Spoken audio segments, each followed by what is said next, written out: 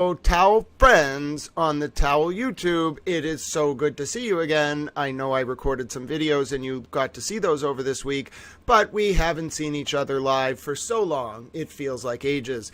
You know what that means, though. Roll the intro. Hold on. Wait a second.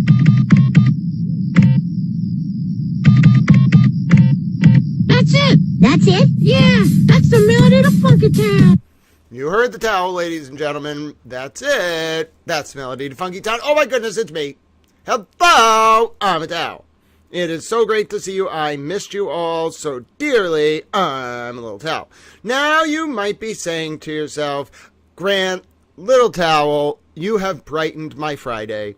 You're back with us. There has been so much that's going on. Where have you been? Did you exert all of your energy and then collapse and then start sunbathing and mocking people on Twitter? Yes, it's very possible that hello, Andrea and Monica and Sunken Grave and Allie and Bro. And Meredith. Hello, my friend. It's so good to see you all. Yes, after Monday's cacophonous crescendo of chaos, I had one of those kind of cathartic releases where you feel the resonance and emotional weight lift from your shoulders, and then you go and you sunbathe. And you might be saying to yourself, Towel, that is a little bit strange. Well, you know what? I like looking at views of the Boston skyline and thinking about millions of lives unfolding at once and decompressing by sunbathing. I'm not going to lie, I enjoyed very much. It brings about this kind of feeling when you're in the sun for that long. I don't know, vitamin D or something. I feel a lot better. Hello! Nice to see you all. Now, I realized a few things. We're going to talk about a lot of things today. We're going to get caught up. I have some videos I made over the past days. We can watch clips of those.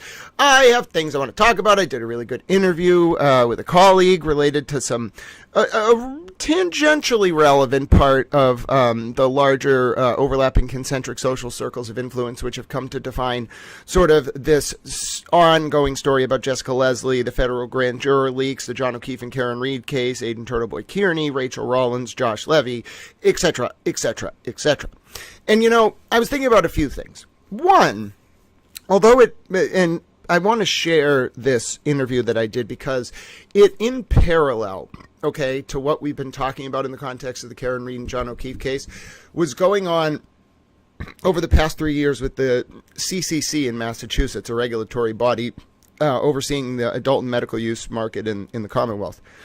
And I want you all to read this interview because if you're in that world, and there are a lot of people who are over in that world that will be tuning in today just because I released a lot of news about that arena and testing fraud, testing lab fraud, total yeast and mold contamination, etc. overnight. But that's not really what I want to talk about. The reason why I want to show you this interview right from the jump, hello, Alan, is I want to highlight how something very similar. Thank you, Claudia. Hello, Nunya. Like number 14 for Tony Stewart. Nunya, you're hilarious. I want to talk about a few things. The first thing I want to talk about is this interview. All right, I'll bring it up on the screen for you now. It's really good. I appreciate Chris Ferrone, who is with the Boston Institute for Nonprofit Journalism. He used to work, run, work for the Phoenix, and I think he was the editor of the Boston Phoenix. Then he ran Dig Boston for a while, and now he runs Talking Joints Memo. Now, the reason why we're going to read this interview is for a few reasons. I'm not gloating. I just really like the interview, and then it was a good interview. Chris asked a lot of good questions. The second thing is I was humbled because, as I'll show you up on the screen, like Chris, who is a 40-year Boston area journalist, who is probably the only person that I look to as kind of the scion of independent journalism, the guardian of independent journalism in the area. And Chris called me a muckraker, which I think was one of the most humbling things I've ever heard in my entire life. But the real reason I want to read the interview for you is, and all the details are not necessarily going to make sense to those of you in the true crime community. A lot of us watching the stream watch criminal and civil cases, so true crime community. But I think what you are going to see in this interview is a reflection of what my reporting tends to do, how it tends to play out. And it's a little bit of a forewarning. Not, I mean, for those of you on the stream, it won't be a warning. It will be more of like a celebratory sort of prescient insight into the future. But I want to show you like what I was doing in that arena for years. Okay, for like 3 years, it was a very systemic problem within the state's regulatory apparatus.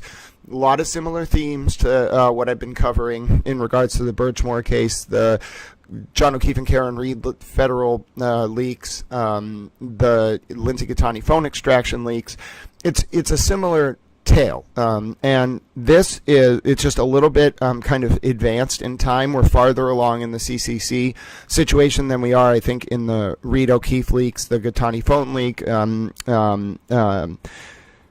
and the Birchmore probe, even though Farwell's already in prison. I think we're farther along in this story about the CCC than we are about those other stories. And so what you're going to get to read here is the kind of interview that, I mean, I waited 3 years for the world to be able to understand the nature and scope of my reporting in the context of some of this stuff. And overnight, well, we actually did the interview, I think earlier this week, but it was a good interview. Took a while to actually unpack. Chris Ferrone wrote up this interview. Okay, so there's a little towel, and you can see Polar. Good morning, Lisa and Faith. And you can see right there's the image. And we're going to get caught up on, obviously, the Jessica Leslie updates, and we're going to watch some videos about that I put together for you. But before we do that, I just want to lead with this, because I think this is a little bit of a peek into the future for some of you. In a good way, perhaps, for those who like Little Towel, and perhaps not a good way for the people who have been doing bad things and Little Towel has been trying to expose. So, polarizing Massachusetts cannabis muckraker speaks out, I love the alliteration, about CCC document release. Grant Smith Ellis sounded the alarm about dysfunction at the Massachusetts CCC. With thousands of public documents, of supporting documents now public, we had questions for him. Again, good morning. It's great to see so many of you. Grant Smith Ellis never doubted that the revelations he's unearthed. Let me make this a little bit larger. Hold on for you. I can make the text a little bit bigger. We'll just have to compromise on some of the sidebar, because otherwise it won't show the text as big. All right, so there we go. This is the article. Look at me. That's me. I'm a little towel. I love that image. It's me. I'm a little towel. So Grant Smith Ellis sounded the alarm about dysfunction at the Massachusetts CCC. With thousands of supported, by the way, in like 2023, with thousands of supporting documents now public, we had questions for him. Hold on one second. Let me make my chat work again. Sorry about that. All right, here we go. All right, there we go. Grant Smith Ellis never doubted that the revelations he's unearthed about the Massachusetts CCC over the past few years would reach people besides direct industry stakeholders. The rest of us, however, weren't so sure. As a multimedia blogger and sometimes live online commentator during CCC meetings, and you'll see he eventually calls me a journalist. Thank you very much. Although I guess, like at the time, it was before I was writing kind of formally and informally. But this really started with some articles that I wrote on my Patreon and were sort of in-depth investigative reporting. But I definitely collected clips of CCC meetings, and anyway, he's right. I do a lot of multimedia collaborations, and sometimes live online commentary during CCC meetings. All right, hold on. I did live online commentary for every single one for like 6 years in a row, 5 years in a row, 4 years in a row, and then I had to do other things over the past 6 months. Smith Ellis doesn't show up to make friends. Really, people who were involved in the Karen Reed and John O'Keefe case, especially Kate Peter and even Turtle Boy, I think they probably should have done their background research. I don't really think they did. I think they were just kind of like their normal selves, and they just kind of went for it on a day-to-day basis. They really should have studied my overarching schema. Smith Ellis doesn't show up to make friends. His approach is more like WikiLeaks than Washington Post, and his process of anonymously quoting contentious insider sources and posting private documents has driven the agency completely bonkers. In September 2023, the CCC's Media Relations Department even went so far as to issue a press release condemning Smith Ellis and threatening those who echoed him. Quote, the commission takes issue with the categorization of typical administrative functions of the agency as backroom intervention. I wrote about a backroom intervention at the agency. The unprecedented statement targeting a single writer read, it continued, quote, the posting of unsubstantiated rumors based on anonymous sources, quote, in the orbit of the agency. are further evidence of the lack of journalistic values employed by the author who published them. Any individuals, inside or outside the agency, who contribute to the publication of falsehoods about commission work as fact, disclose private, personal, and personnel information of staff, or engage in racist troops. They said that because there was an allegation someone slammed on their fists on the table. It was racist. Which is ridiculous. I deny the allegation. I denied it at the time. It was a smear to prevent the public from, in my opinion, fully understanding the ramifications of my reporting. That didn't work. Notice some parallels, by the way. Looking at you, Kate Peter. I know how the government tries to smear people, especially reporters. If I didn't care about Sean Collins and was willing to just power through it, I don't care about Kate Peter or Brian Tully. They're peons compared to some of those people in the CCC. Even though it doesn't sound like it, it's a lot of political power. Any individuals inside or outside the agency who contribute to the publication of falsehoods about commission work as fact, disclose private, personal, or personnel information or staff, or engage in racist troops about any employee will not be tolerated by the agency and will be held appropriately accountable. Yeah, that was some stuff. I could not believe they used the government website to do that. I was horrified. Oh, how things have changed. It took 2 years for sunlight to penetrate, but the public can now see that many of the characterizations and even a lot of the scandalous details reported by Smith Ellis were accurate. The proof is right there in the more than 3,000 pages of documents and other supporting media like internal emails that surfaced in the long-running legal feud between ousted CCC Chair Shannon O'Brien and Mass Treasurer Deb Goldberg. Smith Ellis has produced multiple posts on the topic, and while many seemed like obscure esoteric tidbits along the way, a bigger picture is finally emerging. Sound familiar? Hello, Barbara and Jesse. Seriously, though, read this sentence again. This is a 40-year journalist in the orbit of this regulatory body saying, Smith Ellis has produced multiple posts on the topic, and while many seemed like obscure esoteric tidbits along the way, a bigger picture is finally emerging. Hello? Don't make me bring up the chart. Oh, I brought up the chart. Don't make me bring up the damn chart. I brought up the damn chart. We're not talking about the chart yet. I have a video about the damn chart.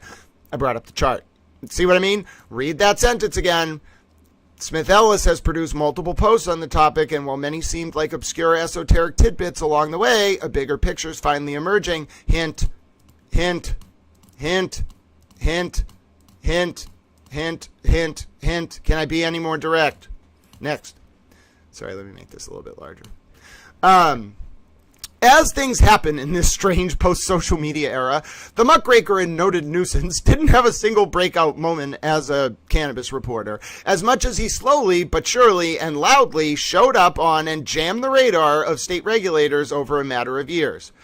Sure, there was a time when he told GBH that he had to retreat to a safe house due to his coverage of a Russian oligarch. Let me be clear that the CCC staff, and I have Eric Casey as a witness to this, who's a journalist, used to writes, I think, for the Worcester Telegram. I think he's the editor of one of their sections. Anyway, Eric Casey and I got a phone call on the weekend of March 23rd, 2023, I believe, right around then, telling us directly that there was a direct threat to the physical safety of commission staff and that we had to take down our news articles about Curaleaf being funded by Roman Abramovich, the Russian oligarch who is like loosely affiliated with Putin, but really like alienated from Putin, and Putin tried to kill him, I think, with poisoning after the Ukraine peace deal in 2022 fell apart. It's very complicated. You can read the forensic news analysis of this Cyprus holding company that's tied into Curaleaf and my reporting. But I'm not mad at Chris, but don't tell me, members of the commission staff, that you did not call Eric Casey and I and tell us there was a direct threat to the personal safety, the physical safety of government employees because of our reporting, not the content of our reporting, but what was covered in it, the nature of the investigation. So how are you going to tell me that at least Eric Casey had some institutional protection working for outlets that could, if anything happened to him, they could at least protect him? Okay? I was a freelance journalist, and you're telling me that the government is worried about the safety of its own people. How do you think I'm going to react? What did you think I was going to do? Just go to school each day and put 130 of my classmates at risk every single day? No. Until Tory Bedford wrote that news article in WGBH covering that, I did not feel safe. Because then once it's in the WGBH, nothing's going to happen. Okay? American citizen, American journalist, American soil in WGBH. But in that 2-week window between when that went down and when Tory Bedford wrote that article, I was fully of the belief that I had no one who was going to protect me. I remember the U.S. Attorney's Office at the time I was like, listen, I don't want to compromise. I see these emails saying they're talking to the feds, the CCC staff, about sanctions on the Russians. I don't want to compromise anything. Please just tell me what's going on, and then I'll feel safe because I know that I'm talking to you. They were like, no, Grant, we don't have anyone who can talk to you. Okay, I'm running. Then I'm hitting the ground then, and I'm going somewhere where no one knows where I am, and that's exactly what I did.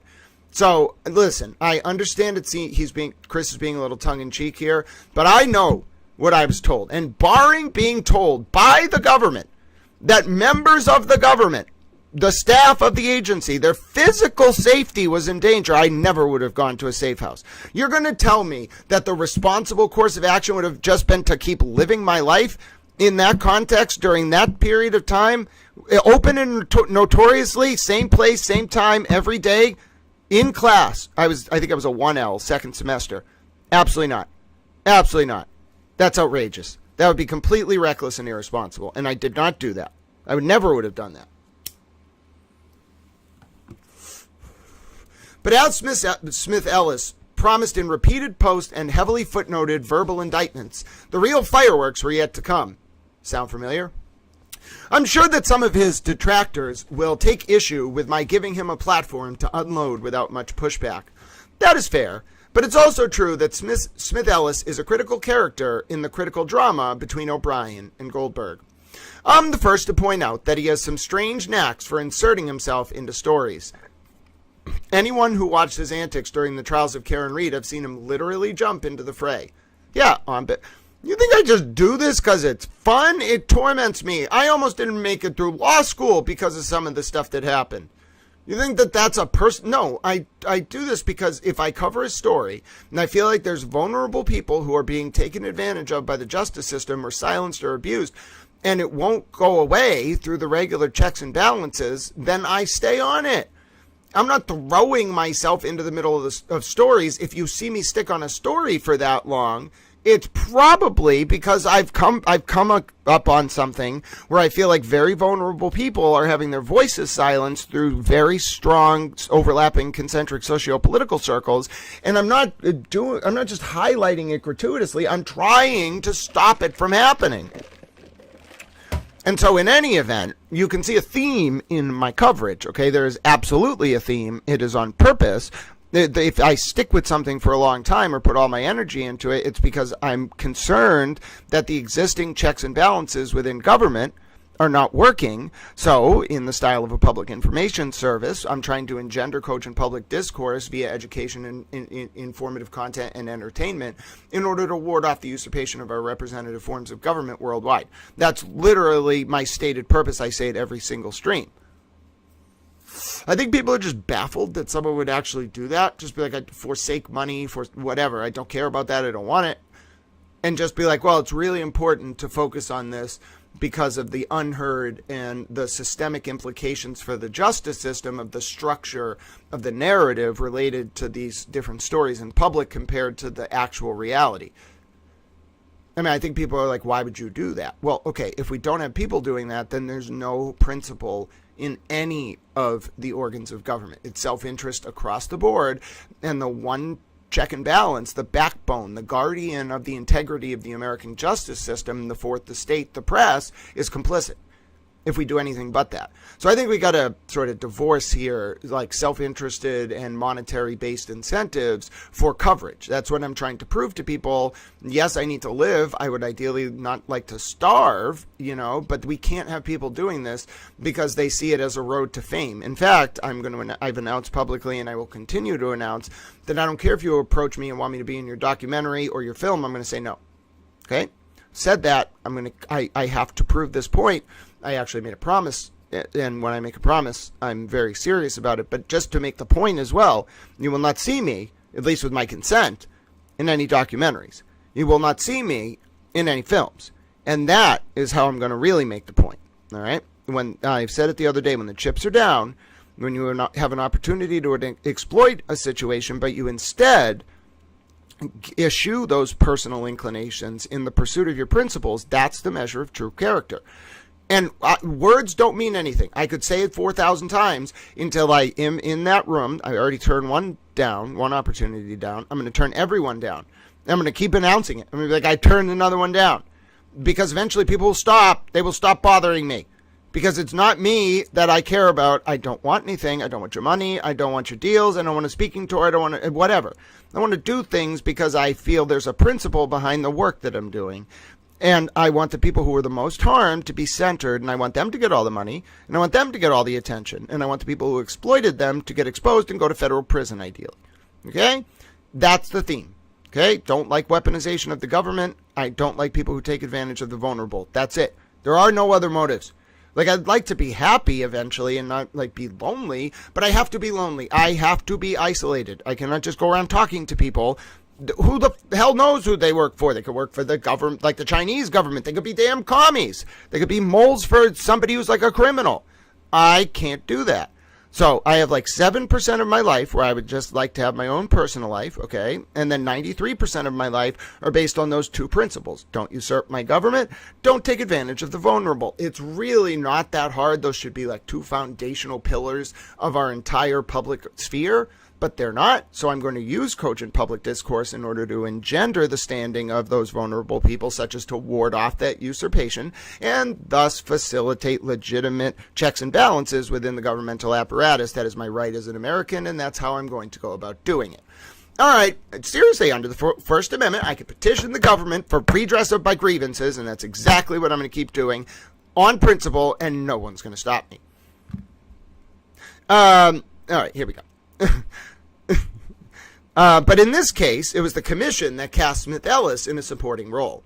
Now that there is evidence that much of the behavior he reported to consternation of the CCC was in fact taking place, I did what the agency is unlikely to do, and swallowed my pride.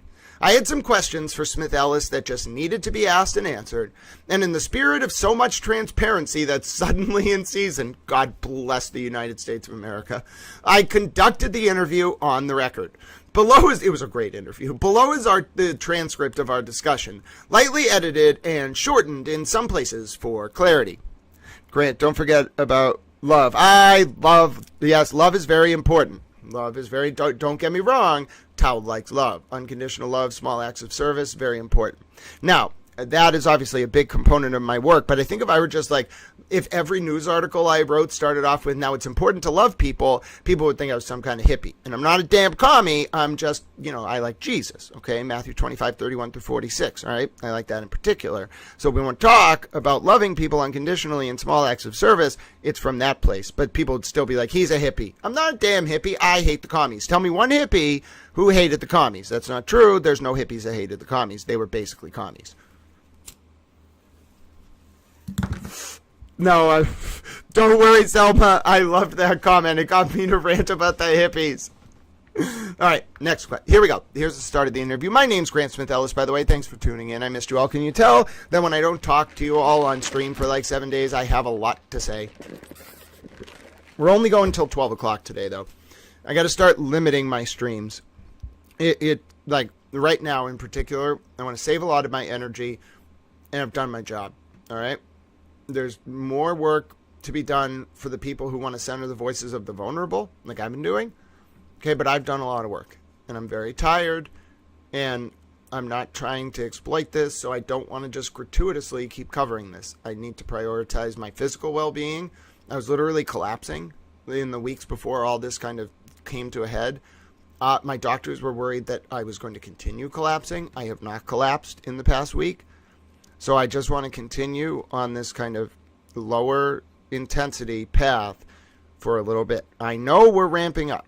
I want you all to know that. Like, I went through this CCC situation. I know the trajectory we're on. It's kind of like a delayed population curve when you compare like America's population growth versus China's. The China's population growth is much higher right now versus what it was in the 50s and 60s. And our population growth is lower than it was in the 50s and 60s. The baby boom, so to speak. There's always a latency in cultural development as measured in birth rates. And like that, I can see into the future a little bit, and I can tell you my gut feeling about where we are in this Reed O'Keefe federal grand juror leaks. I can just tell you my gut feeling, and the Birchmore thing, and the Lindsay's phone extraction being leaked. I can tell you my gut feeling tells me we're on a very similar trajectory.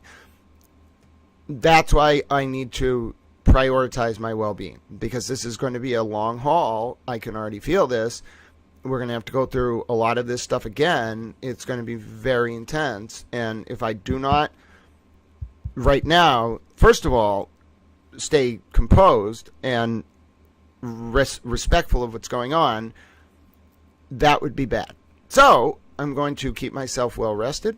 I'm going to keep myself in a good headspace. And then we're all going to watch these developments over the next few months. And maybe one day there'll be an article like this where I won't want to do it. We're talking years from now, where I will eventually talk about now.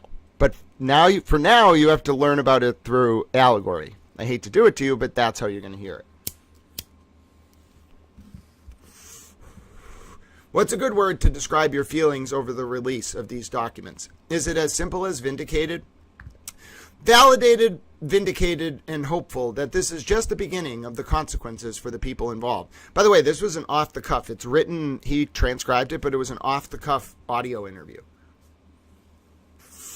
Chris says, I wrote that while these documents are revealing, some or even a lot has been out there, and I can only imagine that's how you feel since you were the one who put a lot of it out there. What are your feelings about the overall release, besides just how it affects you?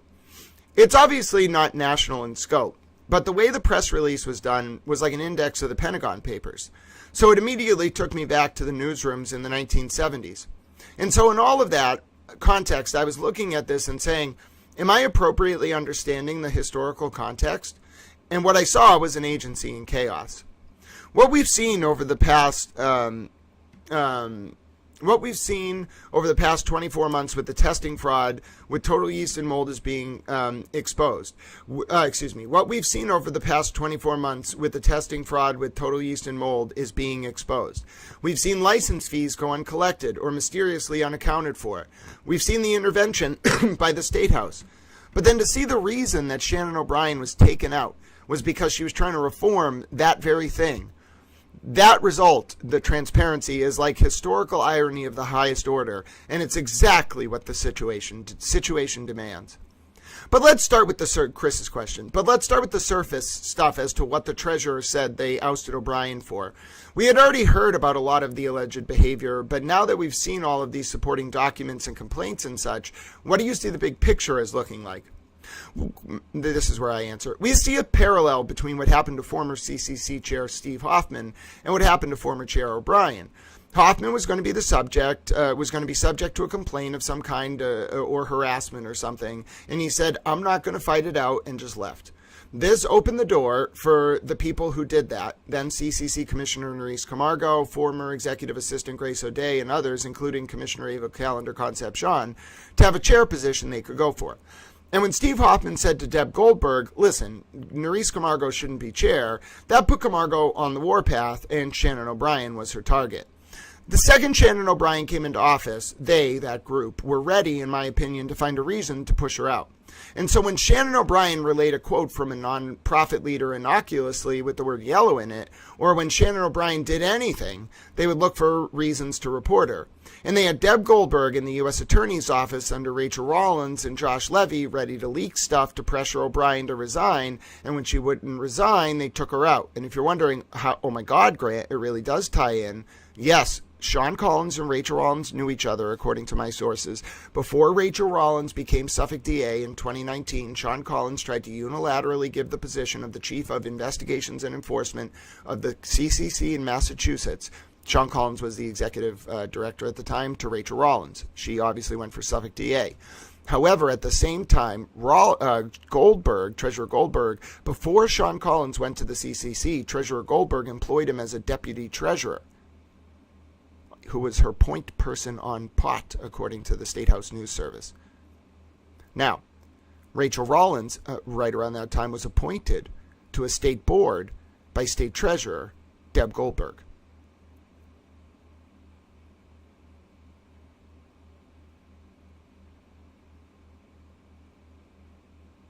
See my towel eyes?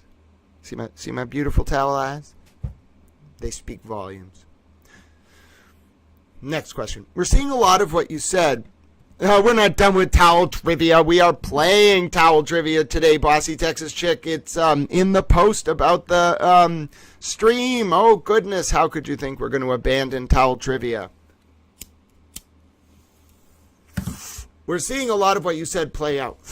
We're also hearing about not only the 2 investigations into O'Brien that we know about, but there are also mentions of prior investigations. It's like they started investigating her the day she got into the commission. What do you know of those other investigations? My answer. Listen to this. This was a great answer. I want to apologize directly to Shannon O'Brien for allowing Commissioners Nerys Camargo and Ava Callender Concepcion to manipulate me into publicly attacking Shannon O'Brien over the Greenfield Greenery situation. There was like this smears about O'Brien that I was kind of used to spread unknowingly, where O'Brien was like, and they needed people with experience in the industry to be on the commission, where O'Brien had been like involved with a licensee but then left the company or something, and they tried to use it against her, despite the fact that like there was nothing there and it went nowhere. They invent the quote report about her involvement with the licensee, which by the way people wanted her to have, because you have to have industry experience to regulate the industry. What do you want, someone who like has spent their life as a dairy farmer? I mean, that might help. It's like 1/20th of the knowledge you need, or 1/10, maybe more than other positions. But you need people who know. You can't have conflicted people, but you need people who know how the industry works, so you can't regulate it. The entire point is you're smarter than the industry about the industry, so you're ahead of them and prevent them from doing bad things. So, and then here's where I say they absolutely set me up too. From the very day Shannon O'Brien came into office to weaponize those press conferences against her. Then that group banned me from the press conferences the minute I was no longer useful to their agenda and I started questioning Sean Collins. Okay, so let's talk about the memo that the CCC published about you in 2023. As far as I was concerned, it was completely unprecedented for any government agency to single out a journalist like that. See, I told you, he considers me a journalist. You said you're feeling vindicated, but regarding this press release they put out about you, how do you feel that sits in the context of all that we are learning now? My response.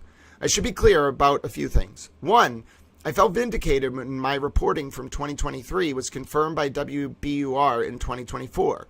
Walter Wuthman reported that former CCC Communications Chief Cedric Sinclair was subject to 4 different allegations of misconduct, and Sean Collins helped to cover all of them up.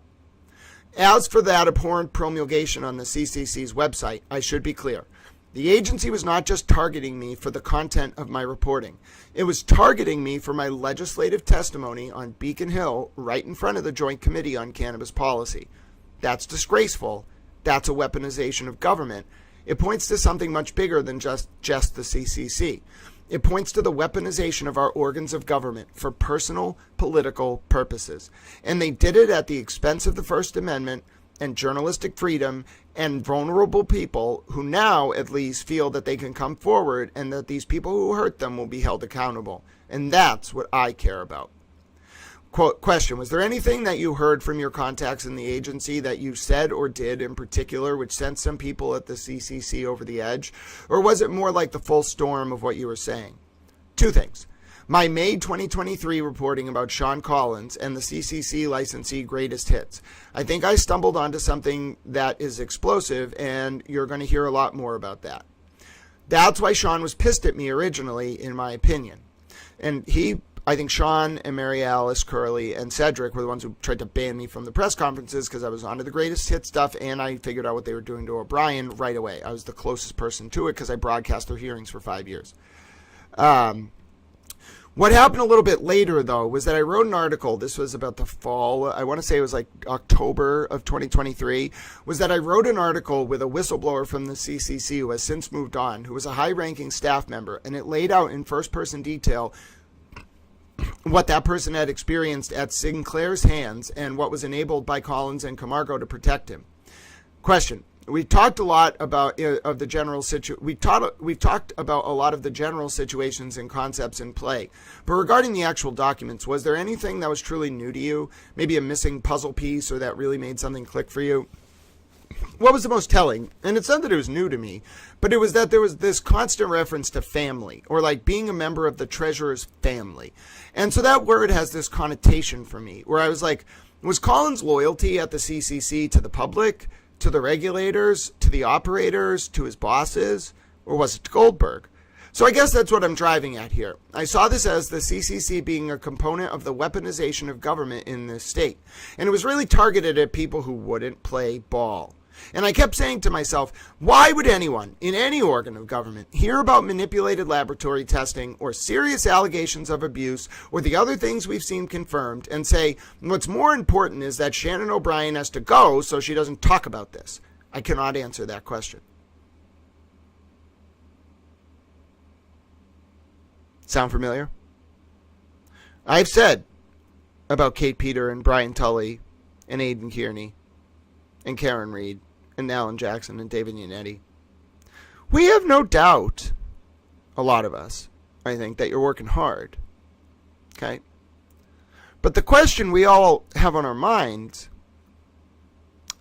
is who are and were you working for?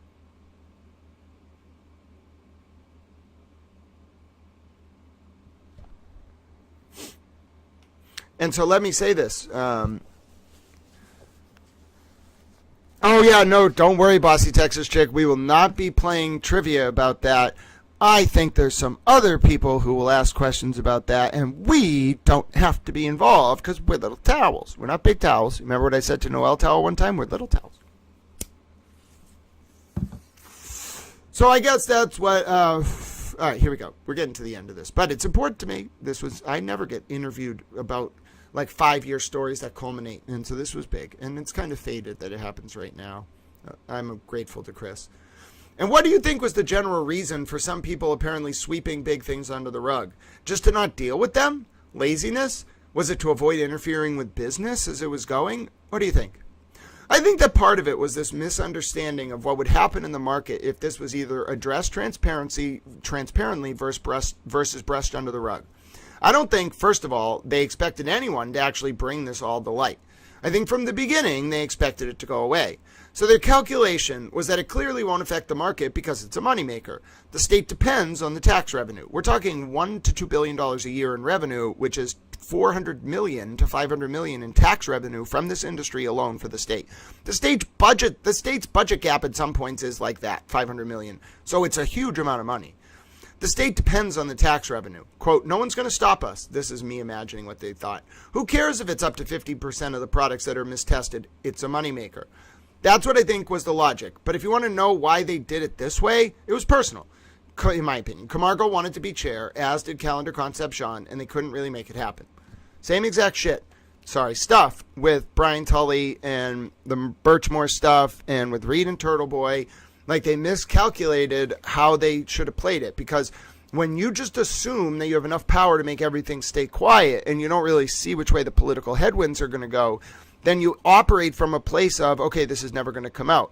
That's the worst possible thing to do, because the Streisand effect will multiply and amplify the very thing you were trying to prevent from coming out when it inevitably comes out. And so you have this really bad fait accompli. It's a terrible situation to be in if you are doing bad things on the premise that it will never come out, and then it comes out. You're screwed. You are absolutely screwed. And that's why the CCC miscalculated and got screwed. That's why Brian Tully miscalculated and got screwed. That's why Karen miscalculated and got screwed. That's why Kate Peter miscalculated and got screwed. That's why Jackson and Yannetti and all of them miscalculated and got screwed. It was a much more complex political dynamic, but they screwed up. They didn't understand. They understood one chessboard. They thought they were playing chess, which was true, but they were only playing on one chessboard. If you read Zygmunt Brzezinski and you understand that episode of The West Wing where President Bartlett is playing 7 games of chess at once and talking to Sam Seaborn about the Aegis destroyers going to the Taiwan Strait to ward off a Chinese invasion, what you actually have to realize is you may be on one chessboard temporarily, and your interest may be on one chessboard. But if you don't see every chessboard, the grand chessboard, then you can't make the right move. You are not playing one game of chess. You are playing basically on like a hexagonal chessboard where the pieces can jump from board to board and they function simultaneously, almost as if transmutating across the planes, across the chessboards, in multiple places at once. You have to keep track of where each piece is on each chessboard, and you will get screwed if you are myopic, and it often comes about due to self-delusions of grandeur. If you are myopic and think your chessboard is the grand chessboard, you will get screwed in the long run. You'll never see the larger picture. Your bias will forever keep you kind of isolated and in this very narrow field of vision. What it allows for is the people who actually know how to do all this stuff and understand the complex inner play between various overlapping concentric socials of soft power political influence is you know who the people are in the room. You know the function of the room. You know how the room is designed and why there are overlapping concentric social circles and how the room makes the decision, maybe 8 people, I'm using an example, and then each of those 8 people go out to their groups and then they set the tone. If you understand those dynamics, then you will never make a tactical mistake because everything you're doing or not doing will be in light of the most appropriate possible understanding of the context, in particular when we're talking about politics. And everything related to the government, the judicial system, the executive, and the legislative branch are all political. It's different forms of politics, but it's all political. Okay, and in the realm of that soft power political dynamic, you have to understand that most actors, and this is not a realist interpretation, this is just reality. Most of the actors in those, I'm not using the word actor to mean an actor, but most actors in that place, from that place, act from a very specific mindset. Expand, preserve, and demonstrate power. It's classic. It's out of Morgenthau and the University of Chicago in the 60s and 70s. It's a classic neoliberal framework. Everything is centered around those 3 principles: expanding power, preserving power, demonstrating power. But what it brings about is you have a very, very complex situation. You think it's complex on the CCC level. It's even more complex when you talk about interdepartmental dynamics on the federal level, sometimes interplaying with the state level.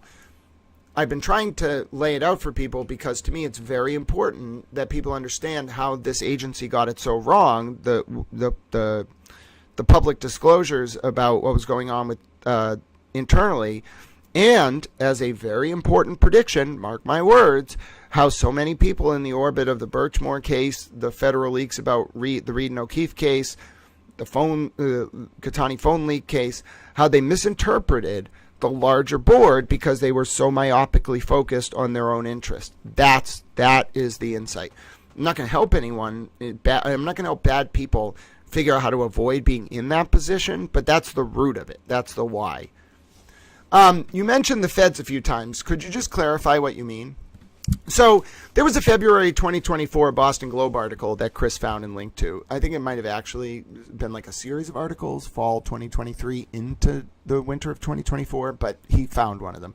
So there was a February 2024 Boston Globe article that frames a leak about the federal investigation of the CCC as if it were about Shannon O'Brien. Whether it came from the DOJ under Levy and Rollins, who, by the way, you have that history of leaking to interfere in political races, Arroyo Hayden, Morrissey. The leak in particular was out of context, and so the out-of-context leak as a political sort of weapon was the MO, the modus operandi of Levy and Rollins and that DOJ. So when I say I think the feds are onto this, I think the feds under the liberal DOJ, Rollins and Levy, knew what happened at the CCC, but covered it up to protect Goldberg. Remember, Rollins knew Goldberg, Goldberg knew Collins, Rollins knew Collins. The new DOJ is run by Leah Foley, who is a member of the GOP. And I'm telling you, it's juridical open season on Democrats in Massachusetts right now, and they're all going to get caught up in this, and it goes right to the top. And he lets me say it. He doesn't follow up on it, but like that's a sentence, I'll tell you right now. Hi, Selena, it's so good to see you. I agree. Hank and Leah Foley, Selma, are watching eat chessboards. Yes, it is, Peggy. Very real. The Streisand effect.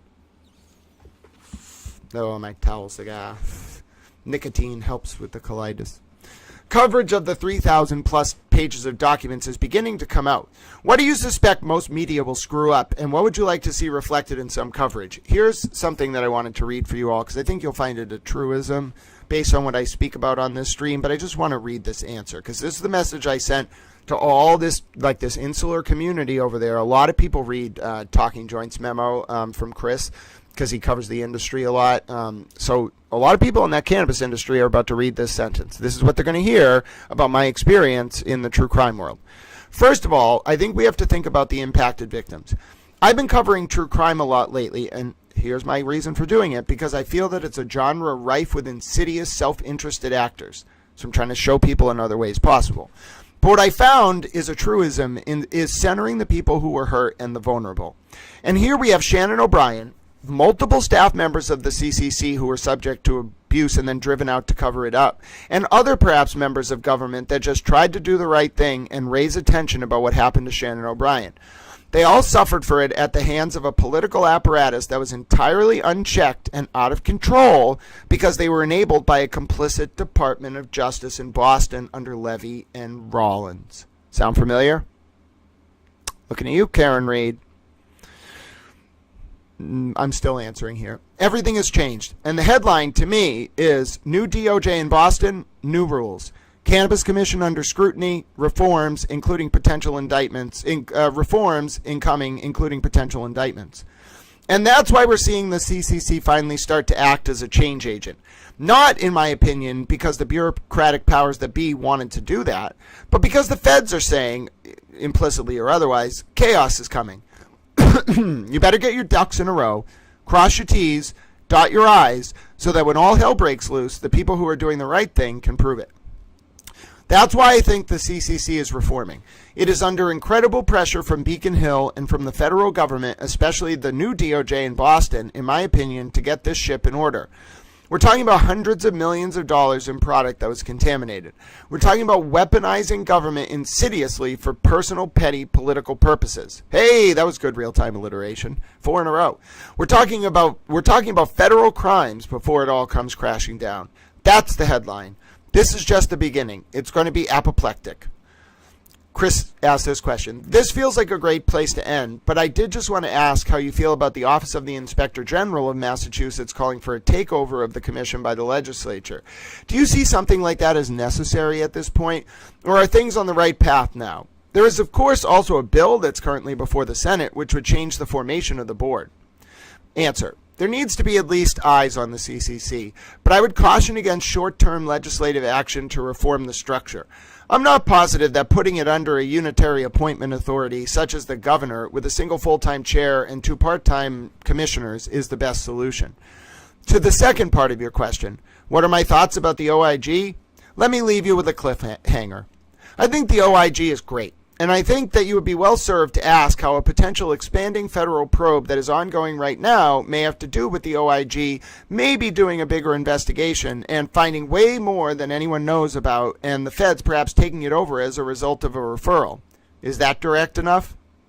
And that's how the interview ends. Oh, I know.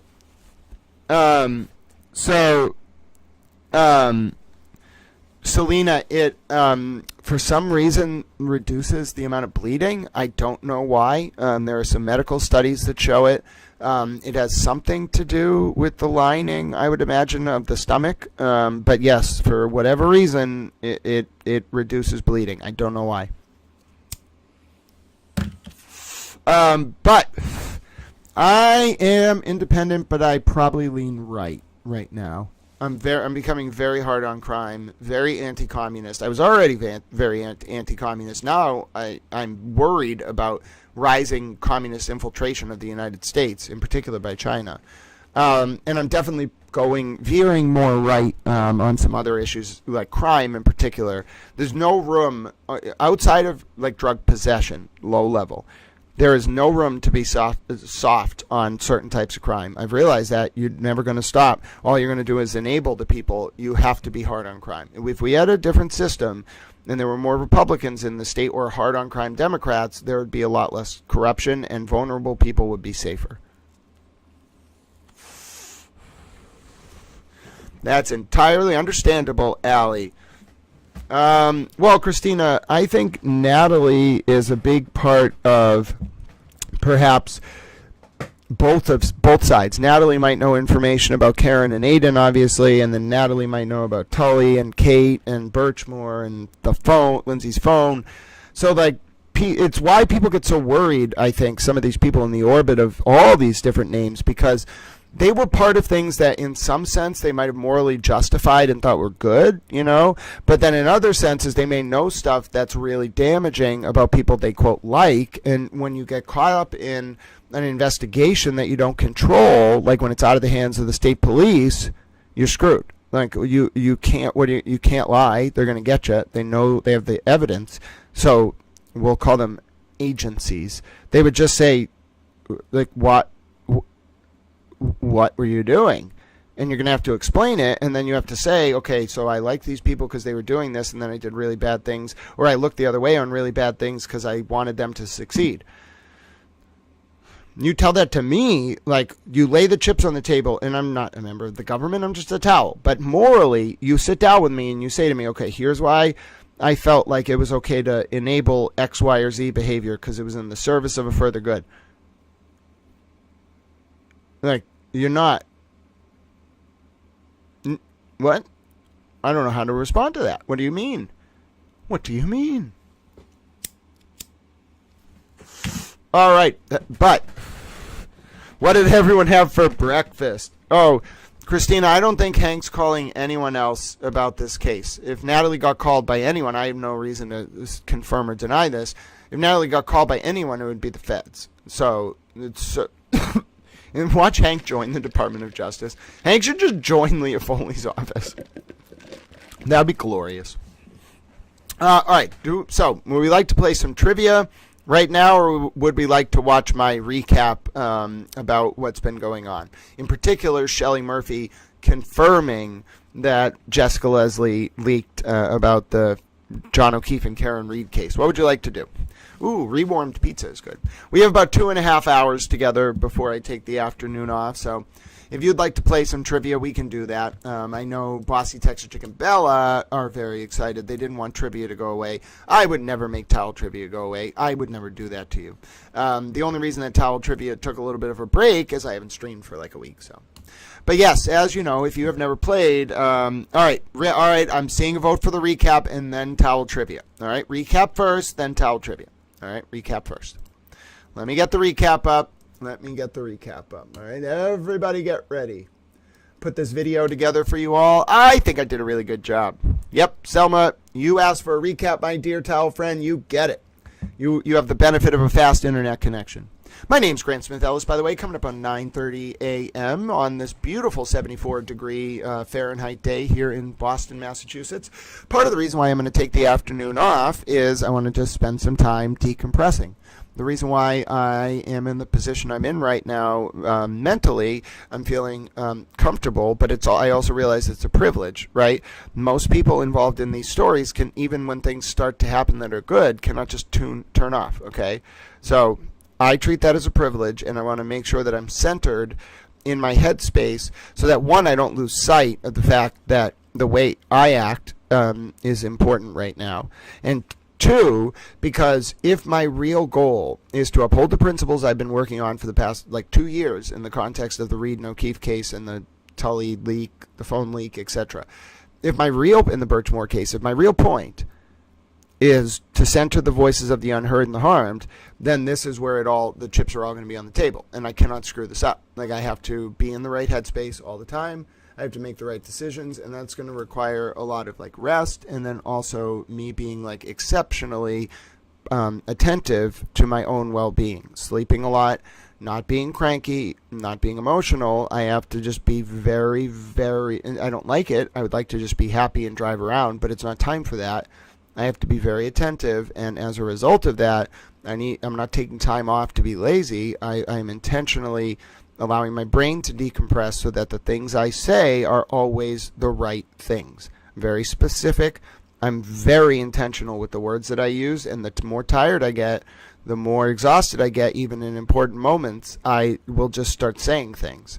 Now, I can always obfuscate it and make it esoteric, but even when I'm like saying that, okay, there are moments for it, there are times when it's called for, but that's not precisely what this moment calls for. It calls for a much more reserved, even-handed, diplomatic, nuanced approach. Okay, you got to tie the circle up together. You got to allow history's syntactical form to emerge sublimely. You just make sure the antithesis gets its fair shake against the commanding thesis of the day, and then you let the synthesis do its thing. It plays out. History is bigger than any one of us. You just pray to God that you cast the die in such a way where the vulnerable are heard. You can't control anything else, and you'll never be able to. It's ethereal. History is going to play out. People are going to have their motives. There could be overriding interest here in the pursuit of justice that none of us understand, and therefore we analyze. We know what we want to happen, in my opinion. We are allowed to express it, and then we watch the chips fall as they may in a composed, reserved, reverential, respectful, dignified manner. And in order for me to do that, I have to keep up this level of self-focus. And I'm not good at that. I don't care about myself. I just want to go from thing to thing to thing to thing, trying to help. And if I do not keep a focus on myself, I will not be able to do that. All right, so I got to think about a lot of stuff. I got to think about what's the healthiest approach to all of this for me, how to balance that 7% grant, 93% towel, and how to do so in a way that ensures when the chips are down, I'm always making the right decisions, as if I were willing a universal moral law for all people to follow at all times, because that's what Kant would want. Professor Kant would be very proud of me. Go sit down with him, have some tea, we'd take a walk at the same time every day. It would be great. You don't understand, I've always wanted to hang out with Immanuel Kant. I would hang out with Hegel too. But I think Hegel would be a little baffling. He didn't write a lot. He just talked a lot. I like to talk too, but I'm more of a writer. Kant was a very good systematized writer. There's a schema there. I like philosophers with a schema. He's more of an he's not really a sociologist, but he's more of like an applied philosopher. He's a little more concrete than Plato. And that's saying something, because Immanuel Kant's groundwork for the metaphysics of morals and the critique of pure reason and the critique of practical reason, and really even theory and practice, almost all of his works are incredibly difficult to understand. That's mostly because German people like to waffle. So they not make waffles. They just talk in a way that they use a lot of words to say a simple concept. It's very eloquent. But like Kant is unnecessarily convoluted, not because of the nature of his ideas per se, but because he speaks German. All right. So a lot of the German Enlightenment philosophers are inaccessible because they waffle. All right. Not necessarily because their philosophy is necessarily esoteric or convoluted. The Kantian philosophy is far more concrete, even in its metaphysical schema or framework, than the Platonic philosophy. Plato's philosophy, as embodied through Socrates, was like, you're talking like very big concepts, like allegories about people sitting in caves and having shadows cast on the wall, how governments should function, how rhetoric functions, how pathological, emotional, other appeals function, the nature of dialogue itself. Whereas Kant, you're talking like 1700 years later, doing an applied, systematized methodology for a metaphysical understanding of the temporal world as it relates to the non-temporal form of human consciousness. So Kant, like reading Kant, come on, I would hang out with him for like 10 days. We would just walk around Königsberg, and I'd be like, did you know that in like 200 years, this is going to become an exclave oblast and part of Russia? And he'd be like, wait a minute, I'm part of the greater kingdom of Bavaria. What do you mean the Russians are going to take it? And I'd be like, yeah, it's really complicated. It involves communism. He'd be like, what the fuck is communism? I'd be like, oh, bro, you don't understand. You don't understand what Hegel did. He inspired this guy named Marx, and then the Soviet Union became communist. He'd be like, what's the Soviet Union? You don't understand. Kant and I would just talk and talk and talk. We'd have a great discussion. I'd help him write a better version of Perpetual Peace. That's an essay from Theory and Practice where Kant establishes the foundation for a modern international world order. Really started in 1648 with the Westphalian Peace, but Kant really frames it in kind of its modern cooperative spirit by virtue of his proposed Confederation of Nations in Perpetual Peace. Now, in turn, you can see Woodrow Wilson, when he thought of the League of Nations in the late, at the end of World War II, had read his Kant. You can always tell when someone's read their Kant because clearly that's where the idea came from. Anyway, I'm Grant Smith Ellis. Let's watch the recap. Oh wait, hold on. We are. I like learning too. So we're going to do the recap first, then we're going to play trivia to close it out. All right. I know a lot. All right, we'll do one round of trivia before the recap. All right, one round. All right, just one. Just one. I love trivia, okay? Rue loves trivia. One round, maybe 2 rounds, maybe 3 rounds. Then we're watching the recap, and then I'm ending at noon. We might play some towel trivia after the recap. All right, who's ready? If you've never played towel trivia before, don't you worry. I will explain to you how it works. It's a pretty simple concept. The way that it functions is thus. Okay, so what I do is I bring up questions on the screen. Now, the question is going to be pretty simple. Okay, it's going to be a question. We'll pick categories. You get 6 questions per category. Now, if I get the question right, okay, here's how this works. If I get the question right, then you have the opportunity to answer in chat.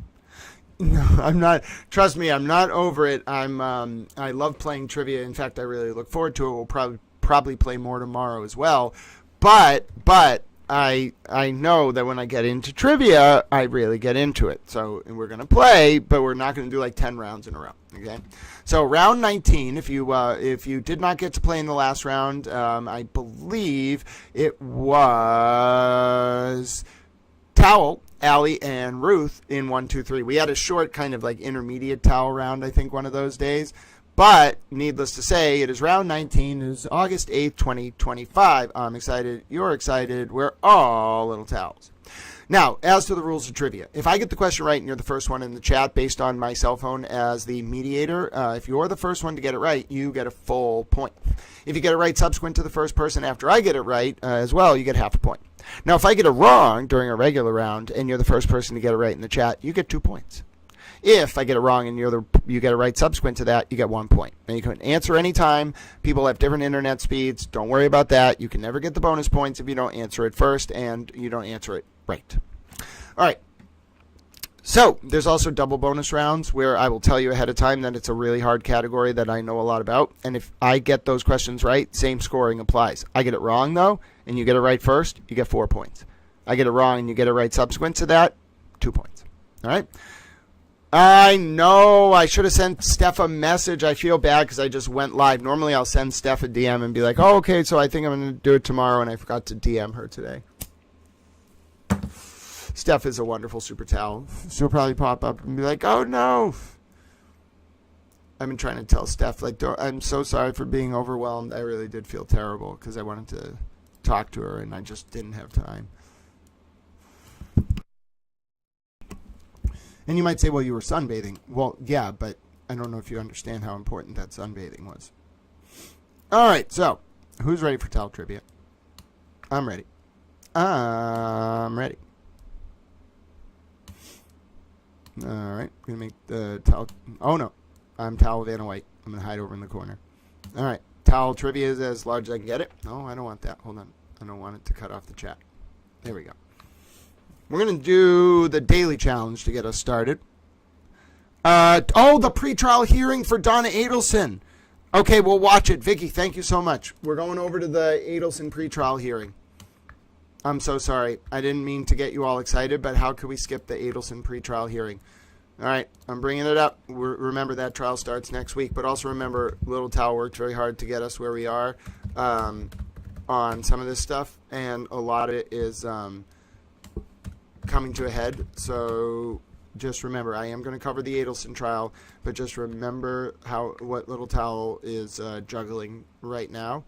and our coverage of that is going to be informed, reverential, and respectful, but I'm going to rely on you all for reminders like that. So thank you so much to Vicky the Super Towel for helping us remember that this is on right now. So we are going to jump over to coverage of the Donna Adelson pretrial hearing right now. Little Towels, hold on one second. Let me just confirm that it is indeed live. If anyone has a link to it, feel free to drop it. Normally, we just use the pool feed. Oh, I got it. All right, so we're going to hop on right here. Thank you so much to Vicky Towel.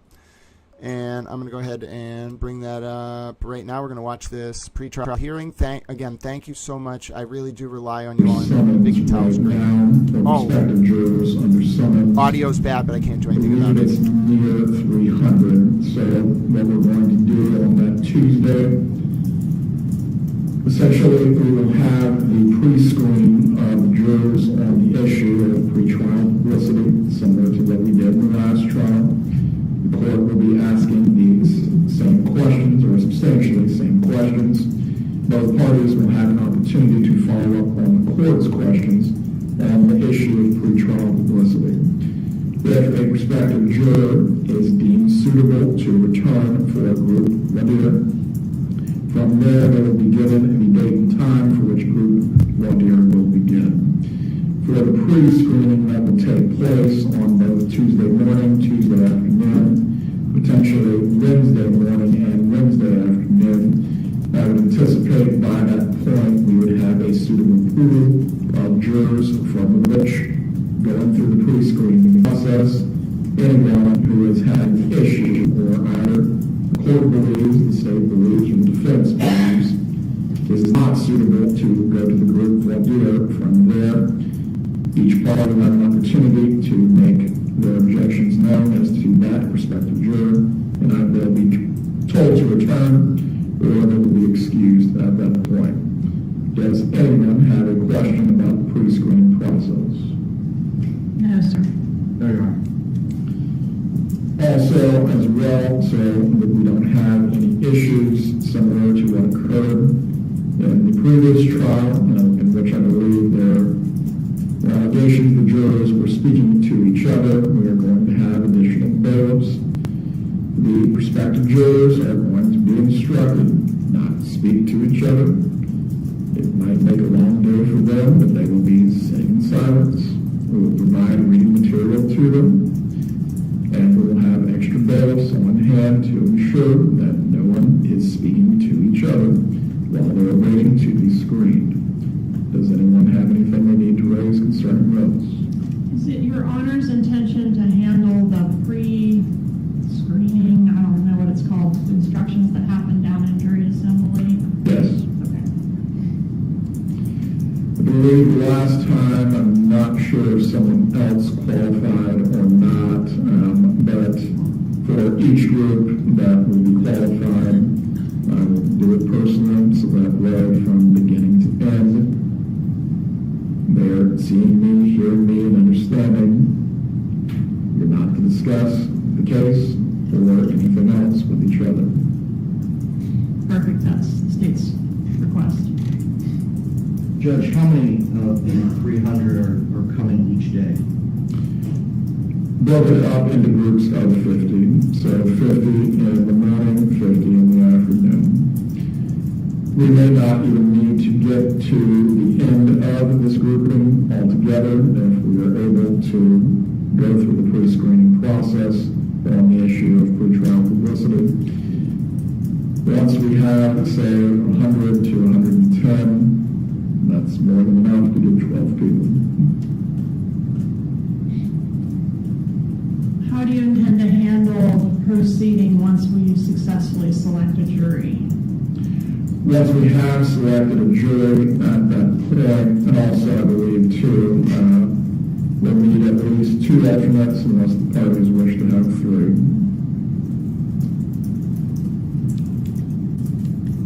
Defense request 3, Your Honor. Very well.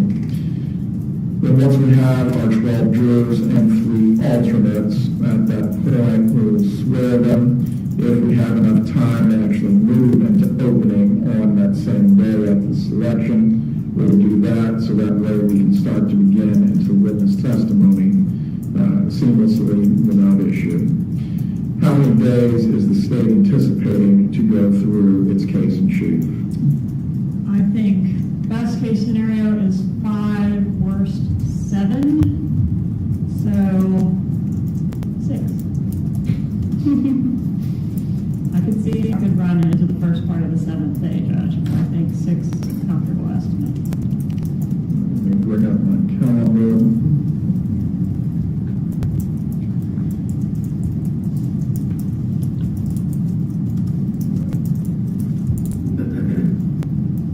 Assuming that we have a jury by Friday the 22nd, we know that in place August 25th through September 7th as the state's case in chief. I think there is a holiday on September 1st, correct? Yes, sir. Yes, sir. Is anyone volunteering to work on Labor Day? Jackie is. I need one other hand. I'm related that side of the table. Thanks. It is a holiday for the workers of the world, but we cannot forget that we have a trial to finish. All right, 8:25 through 9:02, then we're estimating as the state's case in chief. How long is the defense estimating to present any case that it wishes to do so? Can I weigh in on that before they speak, Judge? We have historically picked a jury in 3 days at the longest. Twice we did it in 2 days. So my suggestion would be to start on Friday.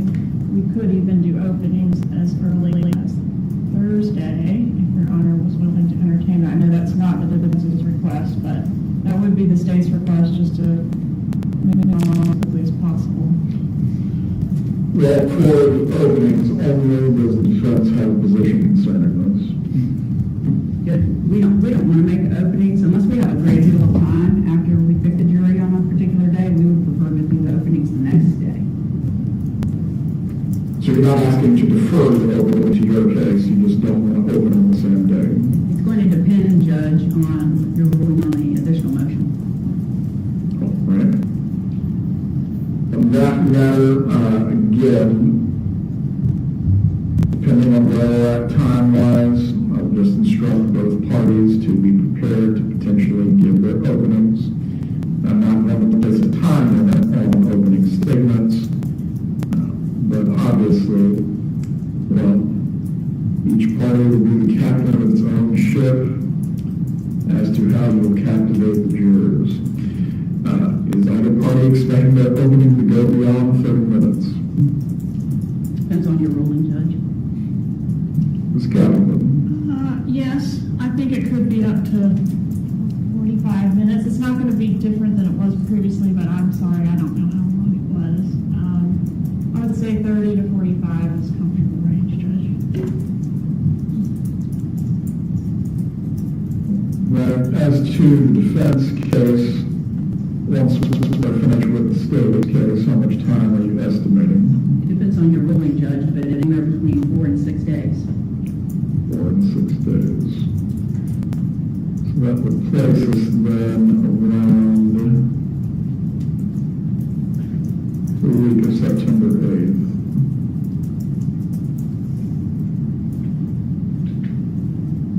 Concerning any other matters that we can address as the logistics of the trial, I believe we will have rooms available for our family members, both for the victim's family and for the defendant. Do the parties anticipate making use of these rooms? Yes, Your Honor. Yes, sir. Right. Please contact court administration. From there, you'll receive information as to how to access the rooms and when they will be made available. Judge, can I clarify your intentions about when to start testimony? Go ahead. You intend to start testimony on the 25th, is that right? With the possibility of openings having already been conducted? Well, at the latest, if we go into Friday with needing to select a jury, Okay. If we get a jury, if we get a jury prior to that Friday, on say the 21st, really at that point, there's nothing preventing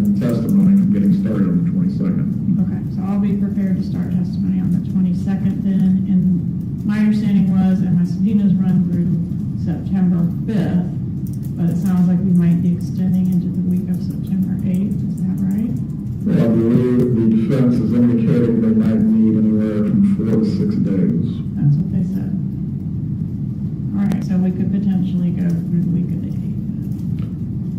If need be. All right, I will attempt to get subpoenas out for rebuttal for that week, but I will advise the court that as of right now, those are not out. We are losing a day because of September 1.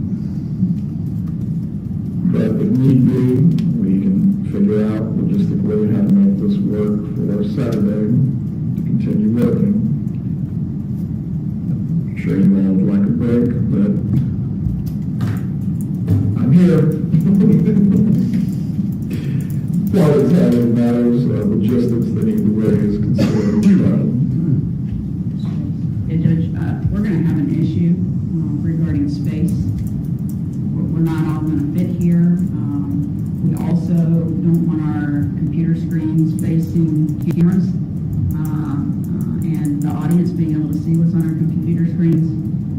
I have become very old, and the font size I use is very large, and probably someone in the back row can see what I have on my computer. So we're going to need to have, I understand we're blocked by this column, Right. but we're going to need to have some kind of setup where we can put our things and our defense not be disclosed ahead of time to the media and blogs and this and that.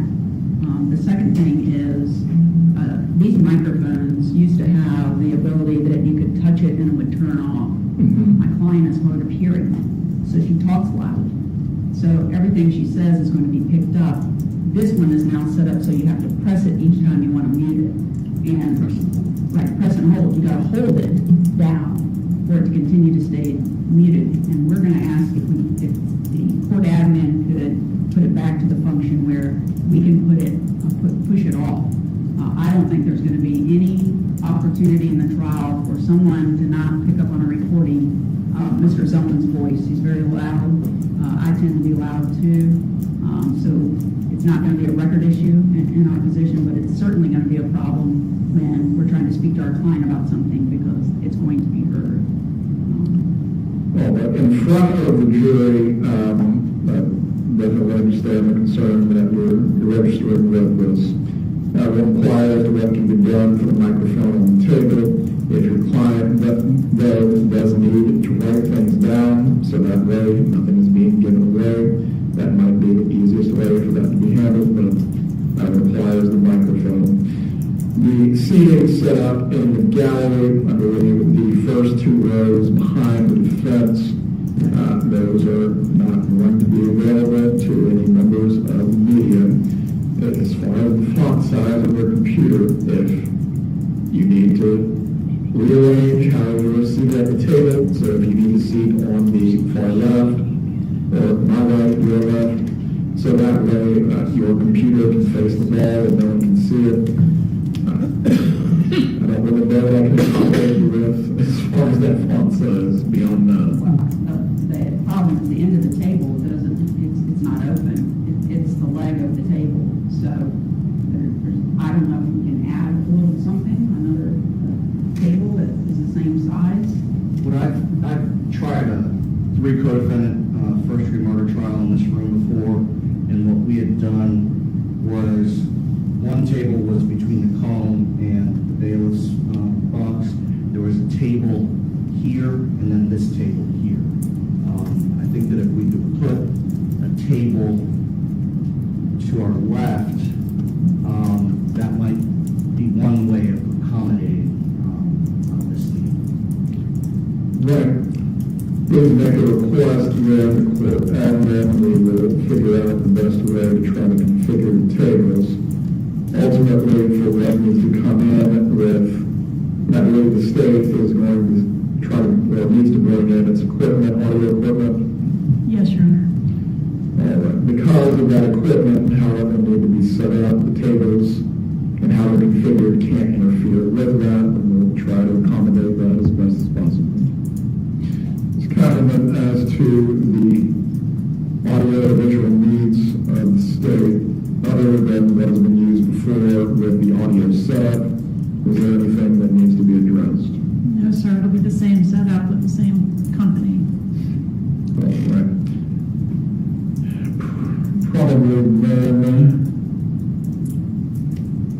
they'll need to get started by the 15th in this room so they can set up all equipment, test the equipment, and if there's any problems, we'll be able to figure out what needs to take place before we actually get started on the 19th. All right. For the media presence that will be here as well, I believe it would be similar rules as it's been in the past. There will be one live video camera. There will be one still frame camera. Obviously, the bloggers and reporters, they are permitted to take notes as if they were print journalists. But the initial rows behind the state, Ms. Kappelman, I assume the victim's family is wishing to appear. Yes, Your Honor. They will receive priority seating with regard to how they're positioned in the gallery. After that, it will be free to the public and the press to seat in all areas that are available. Does other party need to be heard concerning those?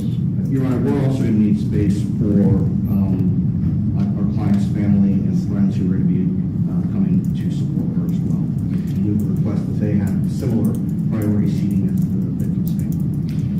That's what the two rows will be behind the defense. That will be available to family and friends. Again, similar to the last trial, other than the video recording and still frame photography recording. Beyond that, no cell phones are to be out recording any other matters or trying to take photos of the witnesses or the jurors. I believe similar in the last trial when Special Agent Jimenez testified, his face was not shown, obviously because of the nature of his past work. The court will just make the same ruling concerning that as well.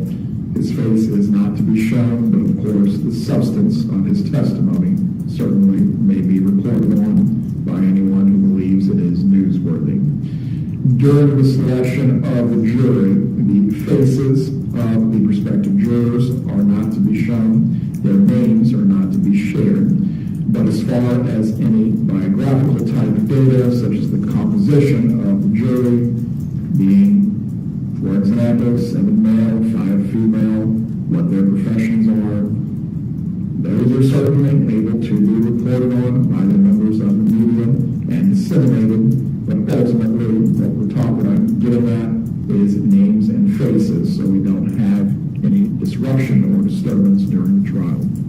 Do any of the parties have any questions concerning those? No, Your Honor. No, Your Honor. One last thing. Typically, I don't think I've had a trial with you quite some time. Typically, my paralegal sits with us, so that's another reason why we need that additional table. She also may have some additional people assisting her, and I'll make sure that they're identified to the bailiffs so that there are no issues there. The members of the direct support staffs may sit on the benches that are behind the attorneys, or if we need to figure out a table configuration for them, if we have the space. But the direct support staff is permitted as to both sides. Does either party have anything further to raise concerning the logistics of the trial or any other issues before we finish? No, Your Honor. There you are. What other matter comes to mind if the attorneys can briefly approach? All right, so we'll watch the video because I know Vicky Tao will be focusing closely on how Donna Adelson reacts here. You can see this is the last pretrial hearing before Donna Adelson's trial. We might get started as soon as August 22nd, but judge also said expect that date could push because juror selection, if juror selection goes as they expect August 22nd, but judge also said like August 25th could be the date. It really depends. They could get pushed because I think it's a Friday, and depending on how juror selection plays out, it could force the trial to start Monday. Either way, expect openings to be 30 minutes per side, and then the presentation of evidence to begin. The the prosecution's case in chief will be 6 to 7 days. The prosecutor, who is named Georgia, announced, and then the defense expects, what did they say, 5 days, 4 to 6 days, somewhere in there. So we should see this trial for Donna Adelson start up and conclude, start up by late August, conclude by mid-September. Now, if you had heard news reports in recent days that there was some weird discussion about a plea being formally offered to Donna Adelson in exchange to give up Wendy, Anjanette Levy with Law and Crime reported that did not happen. Okay, so there's no indication. Now, no one said that there weren't discussions, but you could have discussions about anything. But no formal plea offer was offered to Donna Adelson per Anjanette Levy, one of the most reputable sources on the National Crime Beat. Per Anjanette Levy, there was no plea offer offered to Donna Adelson to give up Wendy. That means this is likely the last trial we will see related to the murder of Dan Markle by the Adelson family in a conspiracy. Now, Wendy, who was Dan Markle's husband and truly at the center of all of this, somehow is probably going to escape without criminal charges, not just as a byproduct of her immunity agreements. I'm not a lawyer. This is not legal advice. Not just as a byproduct of her legal immunity in the previous testimony that she gave in her brother Charlie's trial, and then in Katie Mogbana's trial, and Mogbana's trial, and then also I think there was one other.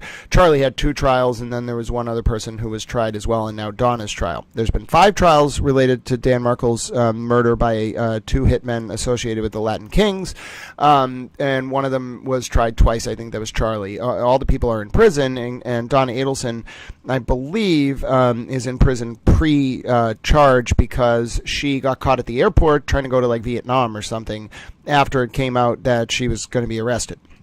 She kind of found out, got tipped off, tried to run. The FBI arrested her.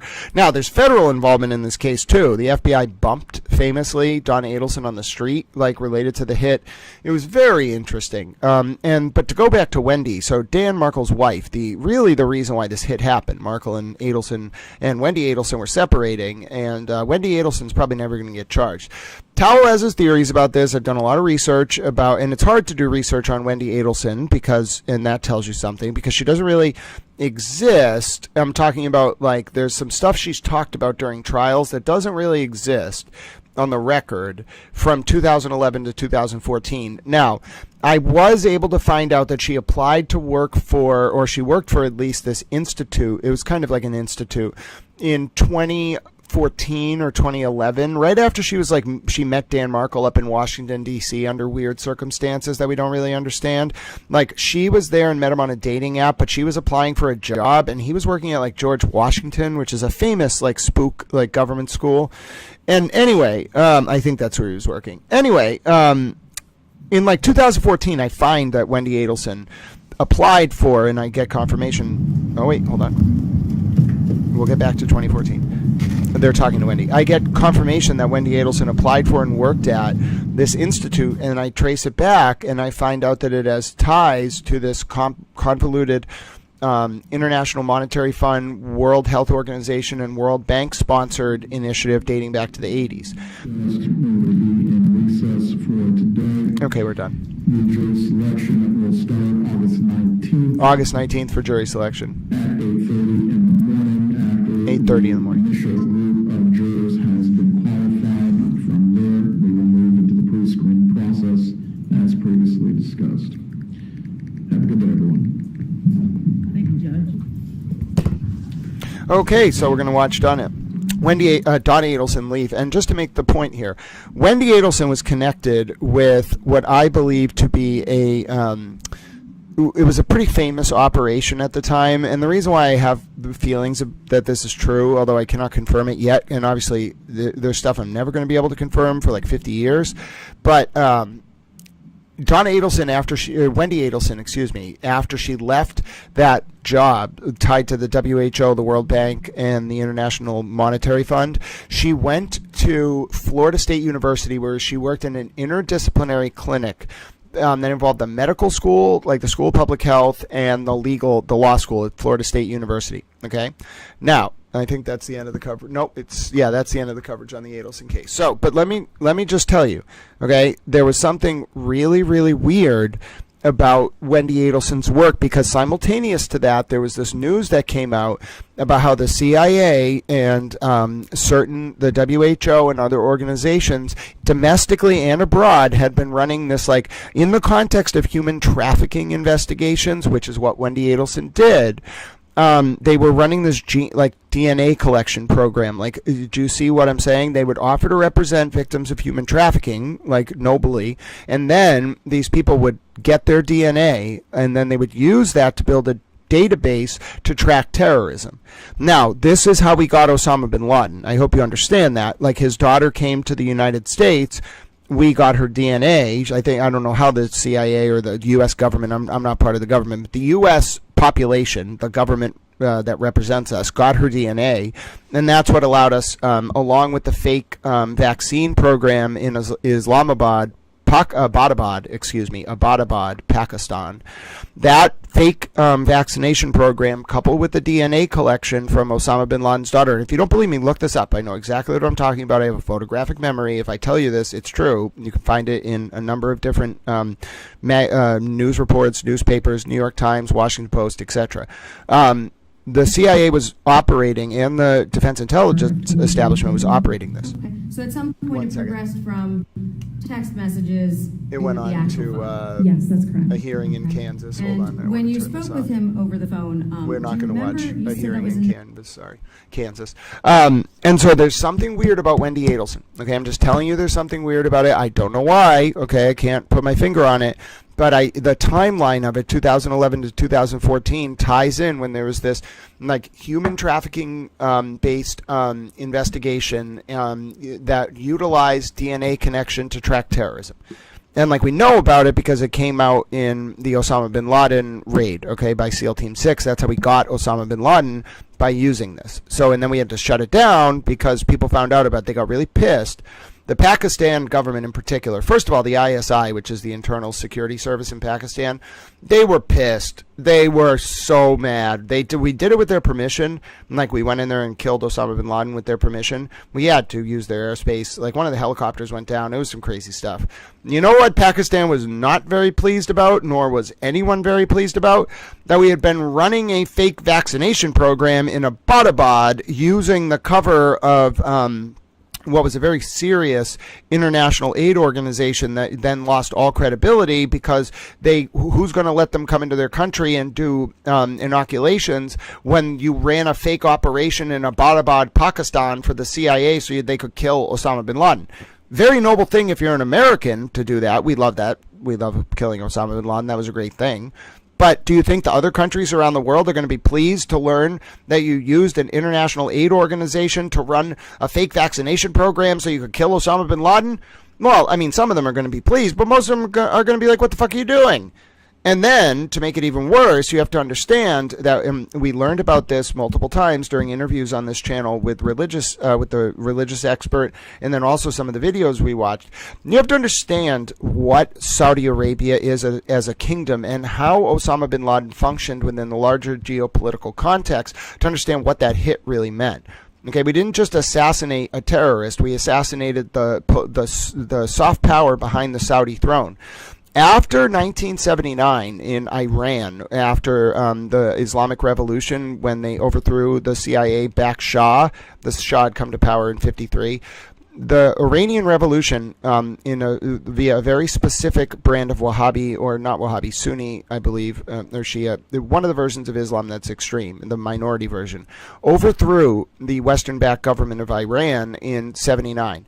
Now, simultaneous to that, a group aligned with them, Wahhabi Muslims, jihadists really, in Saudi Arabia, took over the Grand Mosque.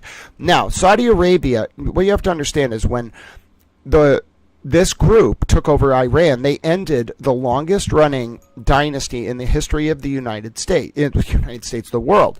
The Persian royal family that the Shah was part of had ruled Iran for like 2,000 years. It ended that dynasty, or Ayatollah Khomeini coming to power in 1979. simultaneously in Saudi Arabia, you had Wahhabis, jihadists, like literally sieging the mosque in Mecca around the black reverential cube they have there. Okay, that is it's the Hajj to the, hold on, what is that black cube called in Mecca? Black cube in Mecca. It's very important for me to remember this. It's called the Kaaba, Kaaba. Okay, so hello. All right, so Steph is here. We're going to play trivia. Okay, but let me just wrap this up. In 1979, to ward off that kind of revolution happening in Saudi Arabia, the political leaders gave a lot of power behind the scenes to a group of Wahhabists. Do you know who was the Wahhabi leader? Osama bin Laden. Do you know who the leaders of Saudi Arabia, the political leaders, had to pilgrimage to go see? I believe he was in Islamabad at the time, not Abbottabad. Abbottabad is where they killed him. It was a small village, but he used to live in Islamabad, okay? The Saudi leaders would pilgrimage to Islamabad and meet with Osama bin Laden to get his blessing to become the ruler of Saudi Arabia. So I don't know if people really understand, like when we killed him, it wasn't just killing a terrorist that attacked America on 9/11. It was killing the soft power behind the Saudi throne that attacked America on 9/11. And over the next 4 years, we decimated the Wahhabi influence over the Saudi government. We literally interfered with King Solomon's choice between MBS and MBZ in order to ensure MBS became, well, at least one faction of our IC did, to ensure MBS became leader so that the Wahhabists would lose influence. Okay, we engineered that Vegas shooting, Stephen Paddock, that was cover because MBZ tried to take out MBS in America. Okay, and President Trump sided with MBS. And so did you notice immediately after the Vegas shooting, MBS went back to Saudi Arabia and literally put all of the other princelings and princes in prison in the Four Seasons in Riyadh. Why? All right. So when I say Wendy Adelson was involved in some shit, she's never getting charged. I told you she was never getting charged, and I told you if she never does get charged, and Donna Adelson is the last person charged for Dan Markle's murder, and Wendy never gets charged, it's because she was an intelligence asset. And word, she was not just a low-level field agent, she was working on some shit, whatever the fuck it was, and she took down some really bad people, and no one's ever going to know about it, and her thank you is she's not getting charged for this. I can read it. I'm telling you, I'm not in the government. I've never been part of the government, but I know how this stuff looks, and I know how they treat their people. She's one of their people. I don't know what the hell she did, but... All right, folks. Vicky, you have a great day. Let's play some trivia. Steph is here. I was so happy to see Steph, but I had to get through my Saudi Arabian explication. I hope you'll forgive me, Steph. It's great to see you, my friend. Got to use my cough button. All right, we got 2 hours left. 2 hours left together. Let's use it efficiently. Towel trivia. Who's ready to play? Who's ready to play? I'm ready to play. I'm a towel. And you might be saying, Towel, you seem to be in a good mood. I'm in a great mood. I feel liberated. I also heard Vicky upgraded her internet to play Towel trivia. I'm so sorry we just missed her, but clearly her upgraded internet's already serving her well because Vicky was on the ball today. We were able to see that Donna Adelson hearing because Vicky was dual streaming my stream and the Donna Adelson stream, and that's what we love to see, attentive reporter towels on the ground doing good work. All right, who's ready for towel trivia? I got to load up the YouTube stream here. Give me 1 second while I get into the chat. I'm in the chat. I think I watched Grant too much, says Bossy Texas Chick. The other day, my husband asked me where I put the remote, and I was like, I'm sure the CIA is involved. It was right there on the bureau last time I looked. Bella, do you get a kick out of Bossy Texas Chick? Like, do you just exist around her and just laugh all the time? I think she's hilarious. I thought you were going to say, and then I told my husband he was a towel. And I was going to be like, people told me they do that. Like, I think Elizabeth, who's the mom of Tiki Towel, Super Doggo Towel Tiggy. Elizabeth said one time her husband said something to her, and she just looked at him and she was like, you know, you're a towel. And he got it too, and I thought that was hilarious. I didn't really realize the scope of my reach until people started coming up to me on the street and like smiling, and it was so nice. Sometimes I just tell them, yep, that's me. I'm a little towel.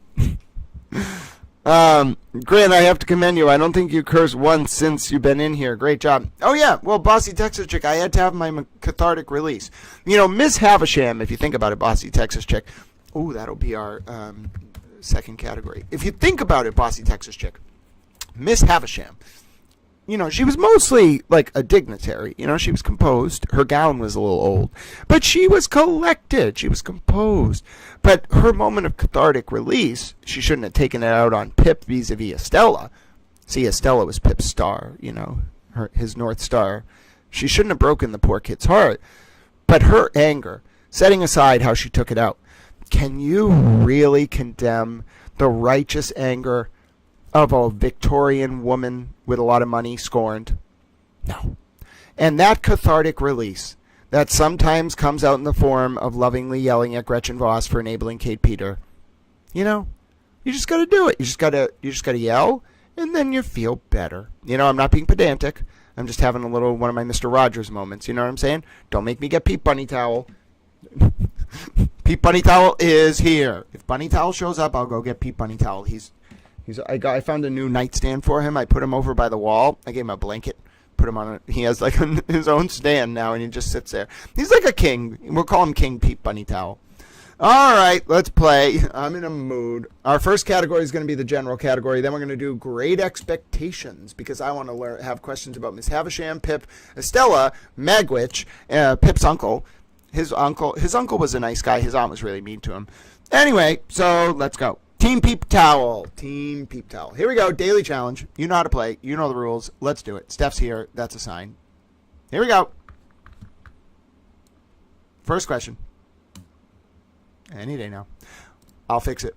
What 2016 David Bowie album includes the tracks Girls Love Me and Dollar Days? Is it The Next Day, Reality, Heroes, or Black Star? I have no idea. Show me The Next Day. Nope, Black Star. All right, who got this one? All right, who's a big David Bowie fan? Personally, I'm not a big David Bowie fan.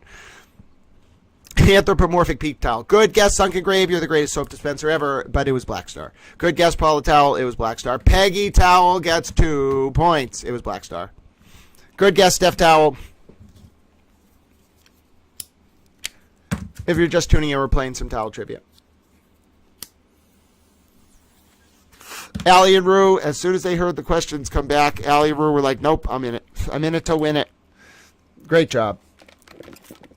And by the way, I do have to actually start playing trivia on each stream for people to start playing a lot. But don't worry, I'll start playing more often. And, it's good for Towel. It's good for everyone. We learn, even if you don't play, by the way, you're learning. So, made you learn. I'm a little towel. Next question. Bossy Texas Chickabella, guess 3. That's a good guess, but it's not right. I'm here, like it or not. Hi, bro. I'm a towel. What 61-foot-high behemoth at California's Cortez's Bank did Sean Dollar successfully ride in 2012 to set a new Guinness World Record? Is it a whale? Is it a shark? Is it a dolphin? Is it a wave? What the hell kind of question is this? He did not ride... Oh, no, he did... Oh, goodness. It's got to be a wave. Dolphins aren't tall. It's a wave. Towel got a point. Towel is on the board. Who else got it? Oh, some of you knew it right away. Steph, who was the first one to get it? Paula Towel. Hold on. Paula Towel gets a full point. I was like, he did not ride a whale. And first of all, whales aren't 63 feet tall. They're 63 feet long. Paula gets the full point. Steph Towel is Super Towel. Steph Towel gets half a point. Who else we got here? Sunken Grave, the greatest soap dispenser, and Ed the Zebra saving soap dispenser ever to exist. Sunken Grave gets half a point. Who else? Who else do we got here? Allie and Bo get half a point. Who else? Who else? Good guess. Good guess, Bossy Texas Chick. He did not ride a 62-foot shark, but I love your enthusiasm. Bossy Texas Chick guessed shark and dolphin. But remember, we like orcas, not dolphins. Apparently, dolphins are exclusionary to their female companions, so we like orcas. We are pro-feminist orcas. Oh, yeah. I forget who taught me that. Someone in the chat.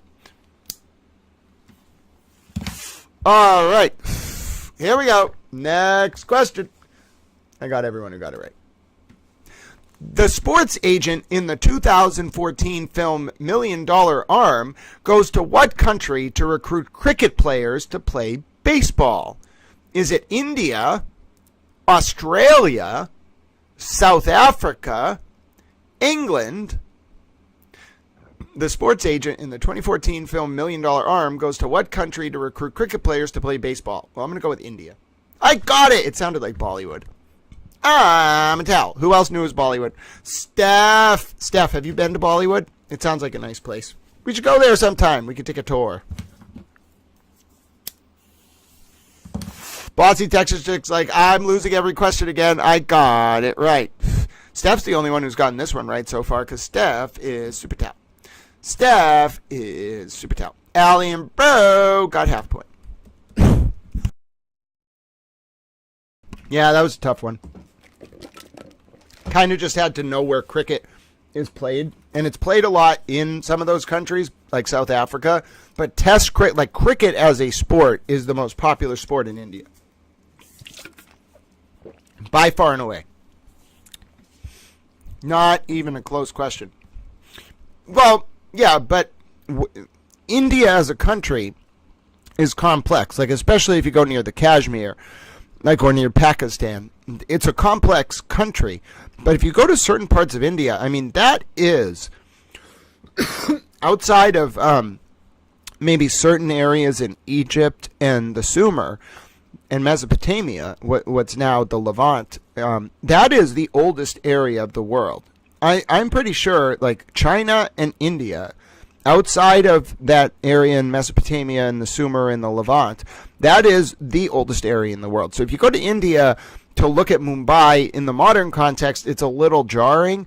But if you go to India because you want to trace the development or the emergence of human consciousness, I mean, it is the embodiment.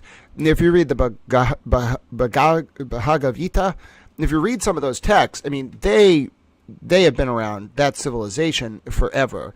And their landmarks, their cultural apotheosis as manifest in some of their, like, building, not just like historical buildings, but in some of what they constructed religiously over the years, their traditions, that culture is so rich, so vibrant, so layered, it's very difficult to understand. But where do you think most of modern esoteric traditions come from? They're interpolations of ancient traditions, and most of them existed in India in a different form than we know them in the Christian tradition or the Jewish tradition or the Muslim tradition. But don't think for 1 second that they are not wonderful. I know Sunken Grave was saying it's not that visually impressive. Yes, but if you know what you're looking for in India, you can find the history of human duality as made manifest in the overcoming of sort of our ape-like consciousness into sort of sublime artistic motif, like, which is probably the embodiment of that apotheosis, first emerging in the subcontinent. It's a very beautiful place. It just was subject to a lot of, like, hyper-colonization by the Brits in particular, and the Maharajas in particular. That structure before decolonization created this really entrenched sort of socio-political hierarchy that also played in with existing dynamics. So India is a difficult place to understand. I don't claim to be an expert on it. I know a little bit about it, but just know they really like cricket, to bring that all back. Okay, it's very crowded. It's one of the most densely populated places on Earth. Go to Mumbai someday if you really want to experience. People think New York is bad. You don't know what population density is. Go to Shanghai, or really go to Mumbai if you want to see it. Next question. Which of these metals is not used in the manufacture of a presidential $1 coin? Silver, copper, zinc, manganese. Well, I imagine there's some silver. We stopped using copper a while ago, but I guess we could use it in this. Zinc's kind of cheap. I don't even know what magnesium is, so I'm going to guess it's magnesium, but it could be zinc. Show me magnesium. It was silver. I'm an idiot. I thought maybe it was fake gold covered in silver. Steph Towel gets 2 points, and you always got to be on the guard. I can go from talking about Mumbai and population density to the next question like that.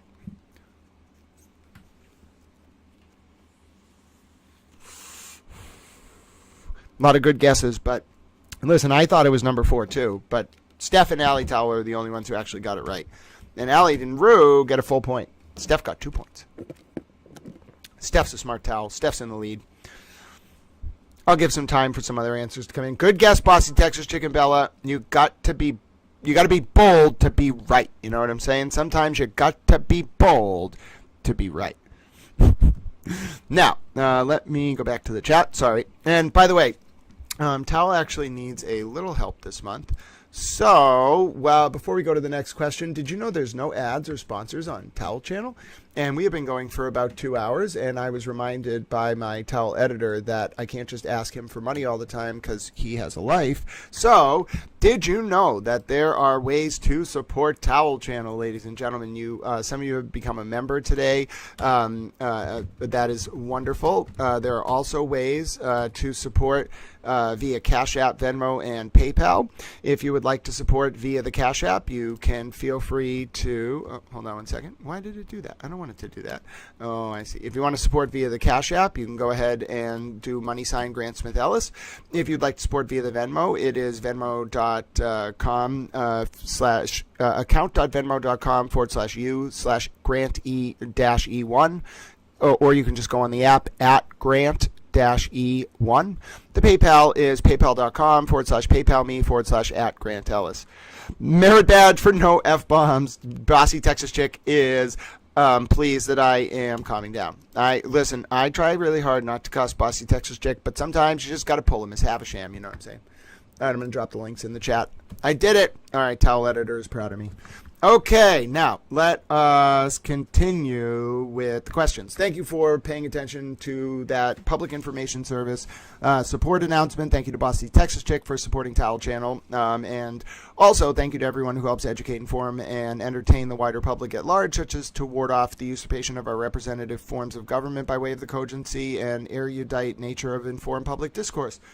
Let's go to the next question. I'm a towel. And God bless the person who sent over some lunch money on Venmo. I just saw it. You are amazing. I promise you I'll get a towel chicken sandwich. We're only going until 12 o'clock. Next question.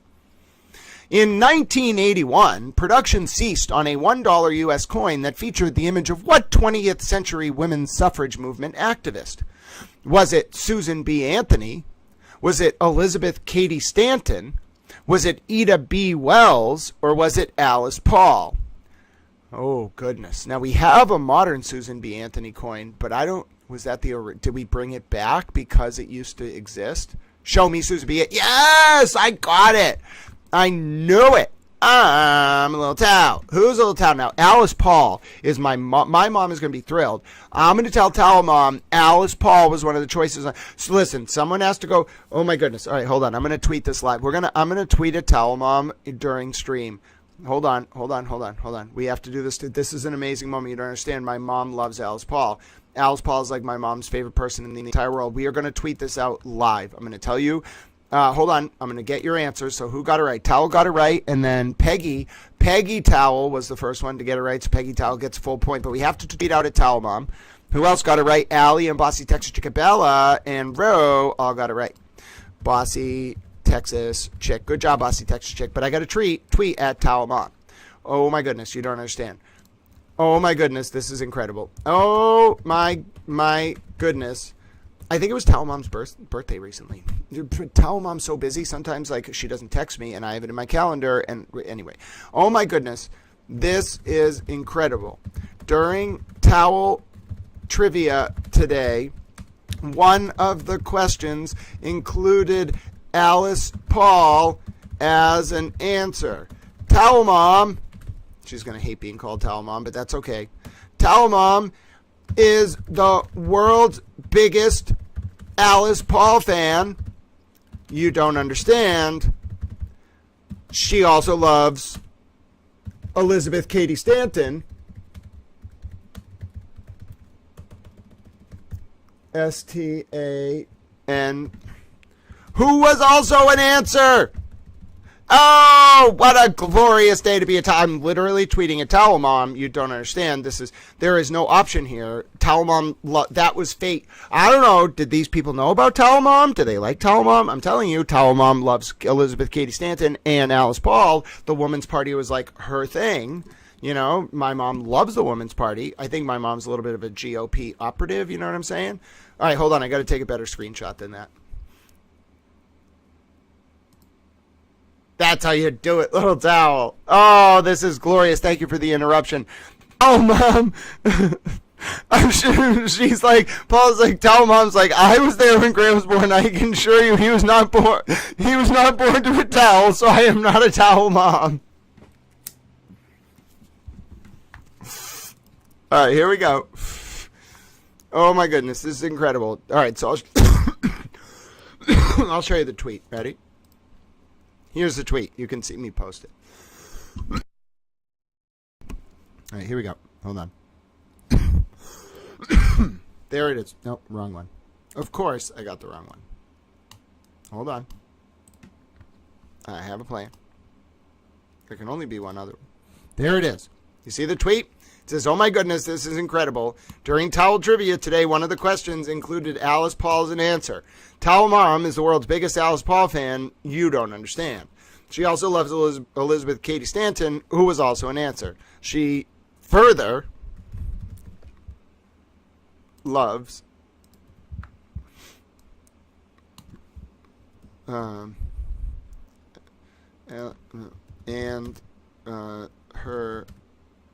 Woman's Party fan. And Alice's, and I just have to make sure, hold on, I have to do some research. We're doing a little pause here. It is trivia related, so everyone's going to be okay. Everyone's going to be okay. Alice Paul Women's Party. Okay, I just have to make sure that I'm pretty sure she was the Women's Party. The National Women's Party. Hold on. What was it called? The National Women's Party. So I have to call it the National Women's Party. You understand how important it is to get this stuff right. You got to be exact. And Alice's National Women's, not Women's. Is it W with an E or National Women's Party? You have to be right about this kind of stuff. You know what I'm saying? It was with an A. All right, so it was with an A.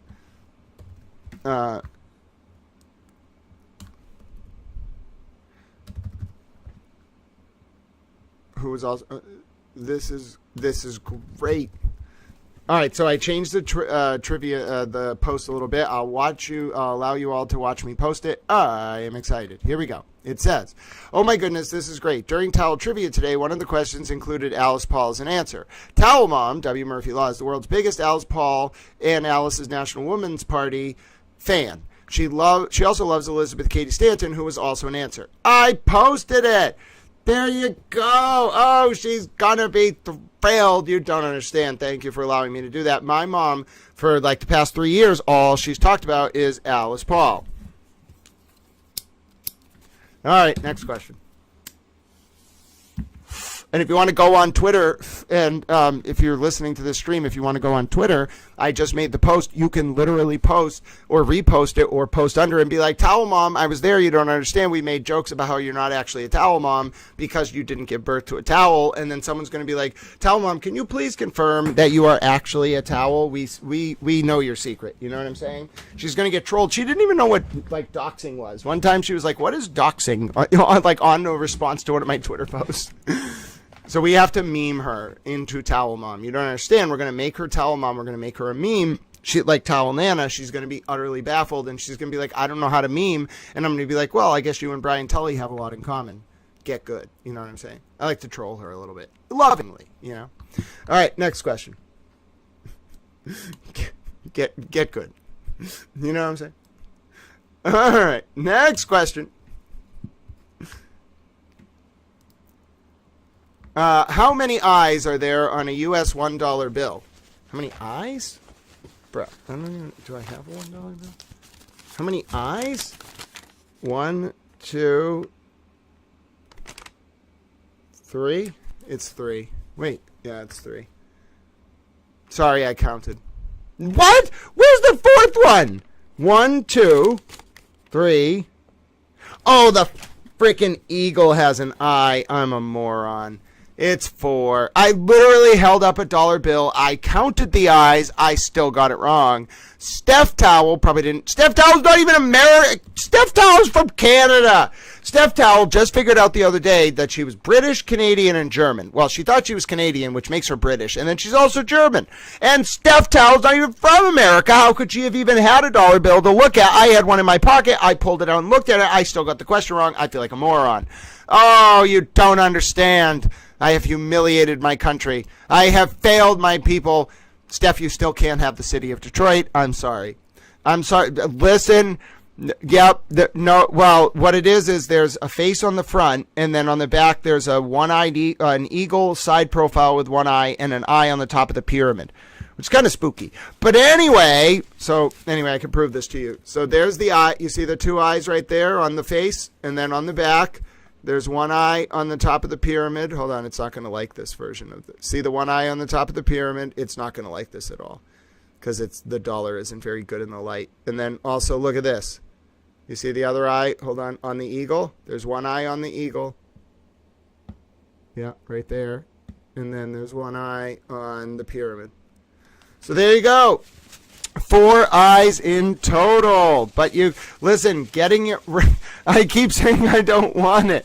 Listen, Steph, that's what the Canadians told George Washington. They were like, we don't want Detroit, and then they took Detroit. So you can say until the cows come home, until Shrek slips on the ice because he's listening to It's Raining Men, you can say till the cows come home, Steph. I truly believe the Canadians want Detroit, and you and Fidel Castro's son and otherwise are not going to convince me otherwise, so I just have to take the position, even in friendly diplomatic negotiations, that you secretly want Detroit. Just like we secretly want Greenland. Don't tell the Danish, not the food, the people from Denmark. They won't give us Greenland. You still can't have Detroit. All right, that was the end of that category. I don't think Alberta was involved.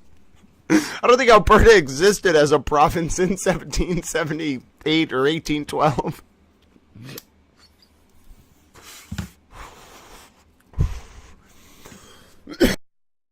All right, that's the end of that round. Let me announce your scores. All right, this is round 19, August 8th, 2025. Oh, we got some ferocious competition. I'm going to read out the scores. I'm not going to put them up for now. Hold on. I'm going to read them out. Actually, I'll put your scores up. Why not? I think I'm going to put them up. All right, hold on one second. I'm a little towel. All right. Oh, I'm on the podium. I made the podium just barely over Peggy Towel. It was ferocious competition. All right, here we go. Let me show you scores. All right. Oh, I have an Epstein overview, Colorado dentist, and a Koberger update. We'll do that tomorrow. All right, here we go. All right, little towels. I'm excited. There we go. Oh, Great Expectations is going to be the next category. I was like, why do I have Great Expectations? Oh, yes, that's why. All right, here we go. Here we go, little towels. Take a look. There is your leaderboard.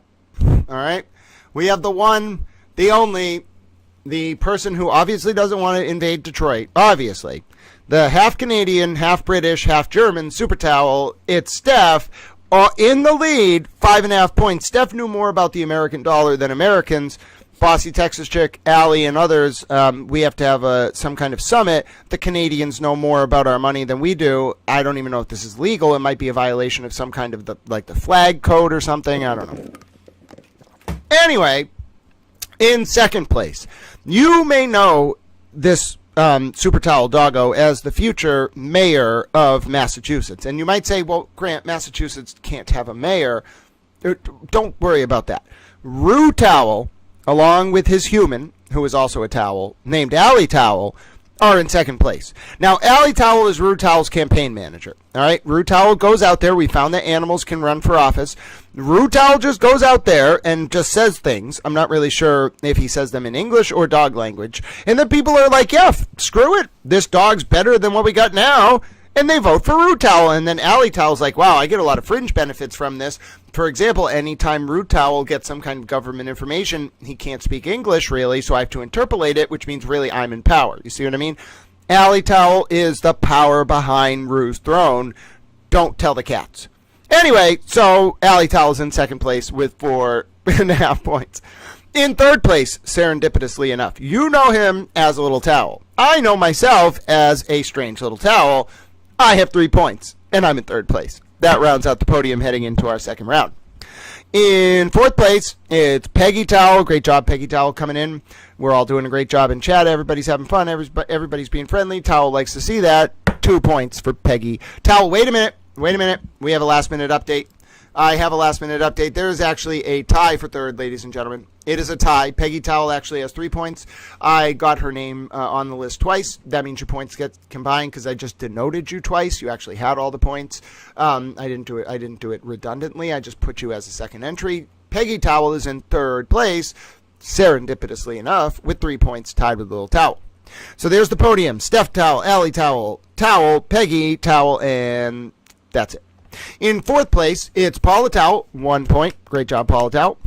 In fifth place, it's Sunken Grave and Bossy Texas Chick. Oh, wait a minute. We've had a Peep Towel request. Hold on. Bunny might not be here. Oh, no. I'm doing a Saturday show. We will do a Towel watch-along stream tomorrow. Don't you worry. But hold on. I got to get Peep Towel. Hold on. This is the only time I would ever do this. I'm getting Peep Towel. Come here, Peep Towel. Yes, I will tell them. All right. Okay, hold on. He's putting on his camera face, okay? He wants to be nice and fluffy. Okay, he's ready. Peep Towel says hello. Peep Towel would like to say hello. Peep Towel has returned. His glorious return is upon us. This is Peep Towel. Now, you may be saying to yourself, that looks like a stuffed bunny. And it is a stuffed bunny. If you don't know about the legend of Peep Towel, I got him for Towel Mom for Mother's Day, probably, 4 years ago. And she said, this thing is too big. Can you put it on your bookshelf? So that's what she wanted for Mother's Day. I put it on my giant bookshelf in my office. It sat there for 4 years. Then the other day, Bunny Towel came on stream, and I said, oh my goodness, I have a stuffed bunny. This is now Peep Towel. Now, Rue Towel is running for office. Peep Towel is kind of like our comfort Peep Towel. He comes on the screen. Sometimes he says hello to Peggy. Sometimes he has political statements. Sometimes he pontificates. One time he made fun of Kate Peter. That was hilarious. What would you like to tell the people today, Peep Towel? I feel similarly. I also don't like Alan Jackson.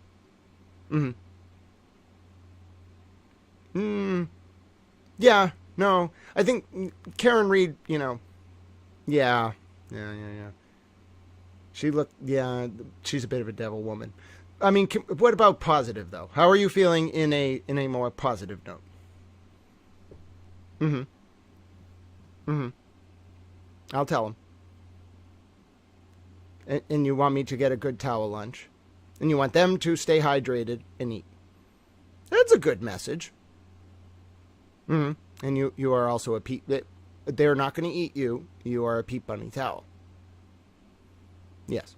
Okay, I have the message. So, firstly, he talked a lot about how he doesn't like Alan Jackson. Now, to be fair, none of us like Alan Jackson. All right, nobody likes Alan Jackson. He just goes around in the world and people are like, screw you, Alan Jackson, we don't like you. Peep Bunny Towel also wanted me to let people know that he thinks Karen Reed looks like a bit of a devil woman. Now, I think a lot of us agree on that, so I told him that I would try to... He said some other things that weren't very nice about Karen Reed, and we're gonna censor those for now. I understand your incredulity. And then I asked Pete Bunny Towel if he kind of was moving in a positive direction. And then he said, yes, he's very pleased with you all. He thinks you're being very nice to each other. He wants to remind you that you should spend some time with your loved ones or those you care about today. And that also he's a little towel. And then he told me he wanted to get me to get a good towel lunch. And then he also said that you all should remember that small acts of service and kindness and unconditional love are important. And then he rolled his eyes at me a little bit and said that I'm getting a little jaded. And then I said that's not very positive. And then he kind of went off to the side. So, I'll try to take Pete Bunny Towel's advice on board. Oh, and then he said he doesn't want Rue to eat him. So I told him that Rue would not eat him. So there you go. Pete Bunny Towel back in the house. Let's do one more category. Bossy Texas Chick said, well, I am glad that the show isn't canceled, but quite frankly, the magic words I was listening for was not watch along. It was towel trivia. Oh, we'll have towel trivia tomorrow. Don't you worry about it. Well, she is possessed. Yes. I think Pete Bunny Towel was hinting that Karen Reed is possessed. All right, let's play our next round. This is going to be about Great Expectations. I'm excited. You're excited. I'm a little towel. All right, here we go. The category is going to be Charles Dickens's Great Expectation. Okay, the book Great Expectations by Charles Dickens. Okay? No, by Dickens, because we by Dickens. All right, everybody ready? The category is the book Great Expectations by Charles Dickens. Here we go. First question. Which character is the blacksmith in Great Expectations? Is it Pip? Is it Joe Garrigy? Is it Miss Havisham? Or is it Herbert Pocket? Well, clearly, listen, Miss Havisham has shelled a forge or two in her day, or forged a shell or two in her day. You know, she wore her wedding dress. That's why it got all black, because she was a blacksmith. No, it was Uncle Pip. It was Pip's Uncle Joe. Ladies and gentlemen, Uncle Joe was the answer. Powell got a point. No, Pip was not a blacksmith. He was more of a traveling vagabond with an inheritance. Kind of like me, I guess. Paula Towell has read Great Expectations. Paula Towell gets the full point. Allie and Bo get half a point. Steph Towell, I'm assigning you the movie Great Expectations. It's a good movie. It's a good book, too. The book is really what you got to read, but the movie, there's a movie adaptation for the 80s. It's pretty good. Peggy Towell, good guess. It was not Herbert Pocket. I think he was the lawyer that meets Pip in London and distributes the inheritance to him. I'm on the side of Pete Bunny Towell. I think you're definitely getting a little jaded. I can handle it if you come back to us on Saturdays with tons of trivia. You got it, Bossy Texas Chick. Paula's mother had a collection of all the Charles Dickens books. He's a great author. I like Tale of Two Cities.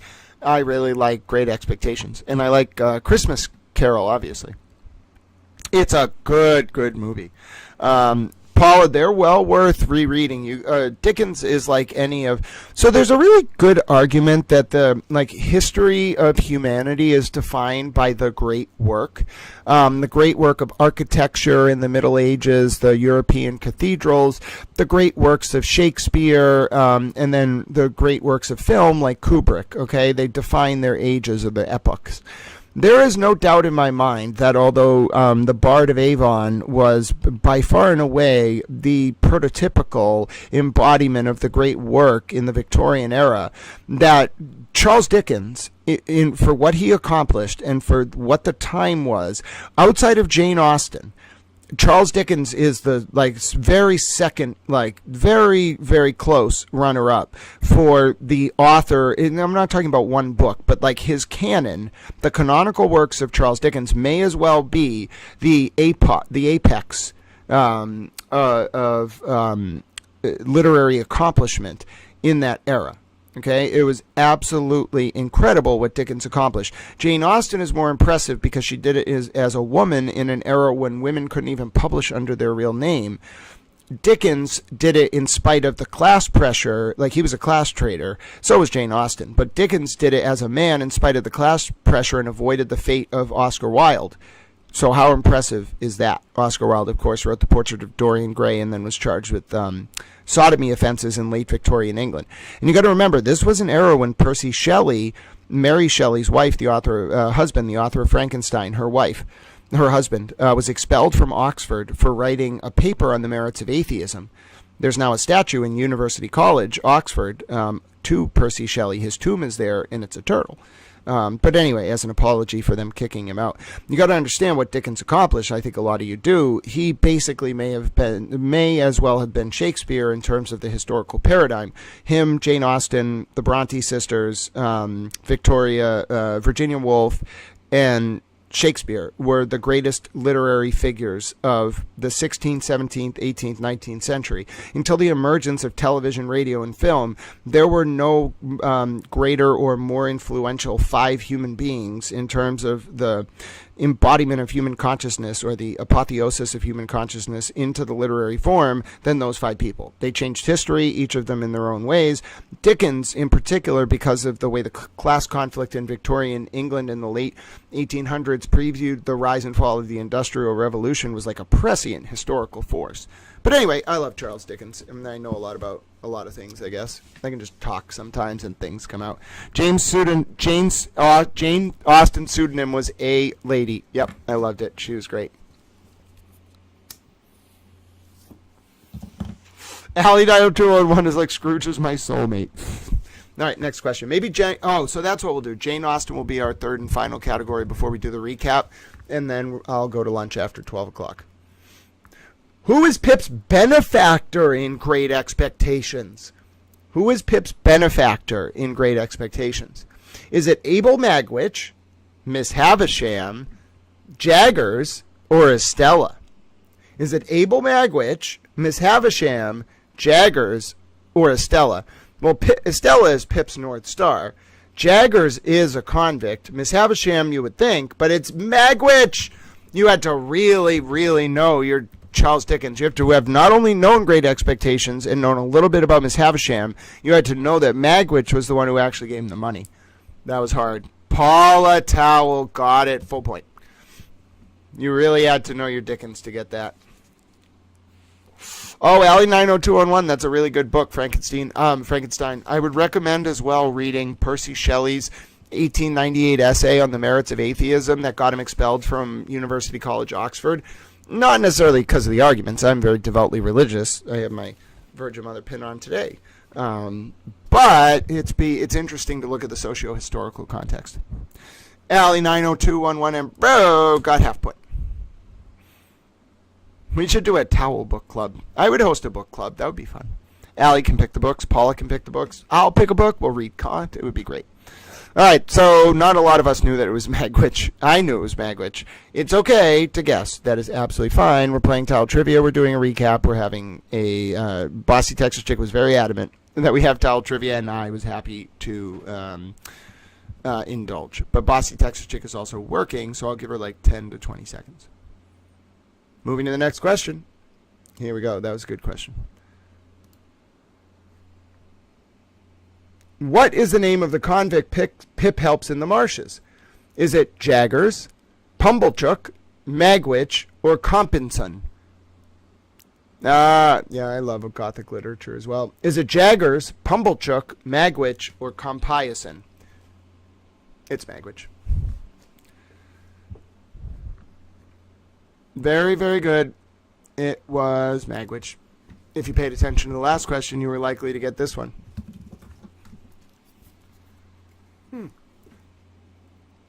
Oh, damn thing. Well, at least I got it to work. I couldn't get the answer to click at first. Who got Magwitch? Paula Towell, of course. Great guess, Paula Towell. Who else? Allie 90211 and Rue. Some good guesses in there, but Paula got the full point. Allie 90211 and Rue got half a point. All right, next question. Next question. Which character in Great Expectations jilted Miss Havisham at the altar? Was it Bentley Drummle, Wemmick, Orlick, Compyson?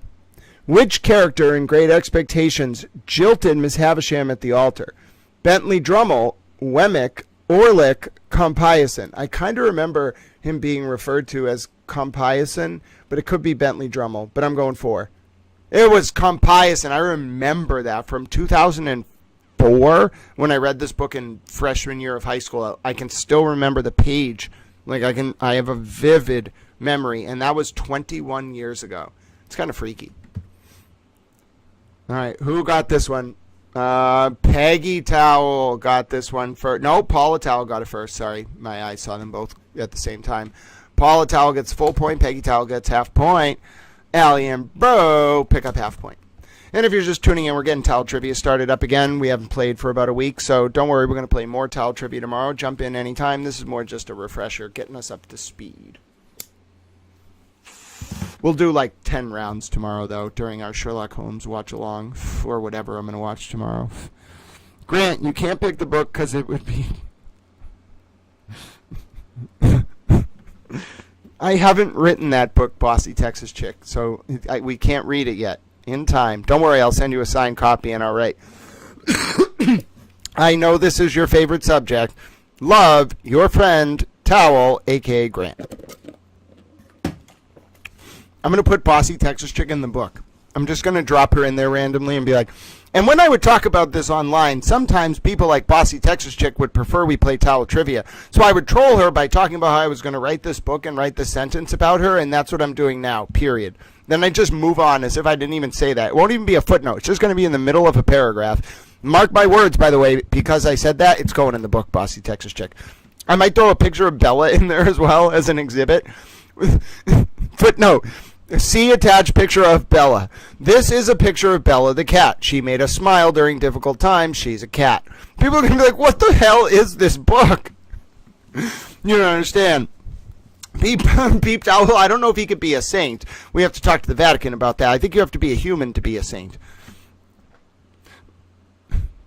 Yes, we could read books of the Bible. I read Genesis one time, like front to back in a row. That was a lot. It was good, though. It's a lot to read any part of the Bible in a row. It's like a lot of historical. You have to do a lot of cross-referencing. It's almost more intense than reading Finnegan's Wake, because you have to really understand like what the world was like at the turn of like at the time of Jesus's life and death, and that politics is very complicated. The regions aren't the same, the countries aren't the same. It's not even like countries kind of existed, but it was more like Roman provinces, and you really have to know what the Bible is talking about. Like the words don't even make sense, even in the modern King James version. The references won't make sense. Like them talking about Jesus walking to Jerusalem, you'll get so lost in those 8 chapters or whatever it is. Remember the 4 different books. There's different gospels and then there's the Bible, but you just trying to track Jesus's movements is almost impossible because none of the places are, some of them are, but none of the places are really called the same thing. And like the government wasn't referred to as like the way we refer to the government. It's just hard to understand. Next question. What city serves as the primary setting for Pip's childhood? Is it Kent, London, Manchester, or Bristol? Which city serves as the primary setting for Pip's childhood? Is it Kent, London, Manchester, or Bristol? I've been to Bristol. I don't think he lived in Bristol. I've been to Manchester. He hasn't lived. It wasn't there. He moved to London. I'm pretty sure it's Kent. Yep, it was the small town of Kent, the English countryside. I want to say it was south of London. It was kind of like the marshland. It must be on like the southeast coast because that's where the convict came ashore, so Dickens must have needed like an area on the southeast or the south coast of England where you could plausibly arrive on a ship from Australia, and that's how you would do it. Steph got it. Full point. Allie and Bro, half a point. Not the easiest. Oh, I understand, Allie. Not the easiest question in the world. Not the easiest question in the world. Only Allie and Rue and Steph Tower are even willing to venture a guess. They both copied me, apparently. Or at least Steph did. Oh, I understand. Makes sense, Allie. Next question. Which character represents a decaying mansion and lost dreams? Is it Satis House, Wembley Stadium, Pemberley Estate, or Havenhurst? Which character represents a decaying mansion and lost dreams? Satis House, Wembley Stadium, that's hilarious, Pemberley Estate, or Havenhurst? I think it's Havenhurst. No, Satis House. I didn't know that. All right, who's going to get this one? All we're doing is Jane Austen after this, and then we're watching the recap. Then I'm going to eat. Paula Towell nailed it. 2 points. Who else is can't copy me on this one? I had no idea. But Hallie Towell went with the copy grant strategy. It was not a good idea. Pemberley is in Pride and Prejudice. Oh, well, we're going to do Jane Austen next. That was actually the end of this category. Oh, we got some movement in the scoreboard. By the way, thank you all for helping us get Towel Trivia restarted. If you're just tuning in, we're going to get Towel Trivia going again, and there will be 10 rounds tomorrow. Today is just a 3-round day. Then we're going to watch a recap, and I'm taking off after 12 o'clock because I want to go eat lunch and take the afternoon off. All right, so there we go, ladies and gentlemen. There we go. Here are your scores. We have a new leader. He's a little towel. He is just a little towel. And he's in first place. We're in the crown. 8 points, ladies and gentlemen. 8 points. In second place, we have a two-way tie. It's Allie and Rue and Paula Towel, both tied with 7 points apiece. Great job. In third place, Steph Towell's going to have to fight back in this next round. It's close, though. It's anyone's game heading into our last round. 6.5 points, rounding out the top 3. So we have Towel, Allie and Paula Towel tied, and Steph Towel on the podium heading into the last round of Towel Trivia for today.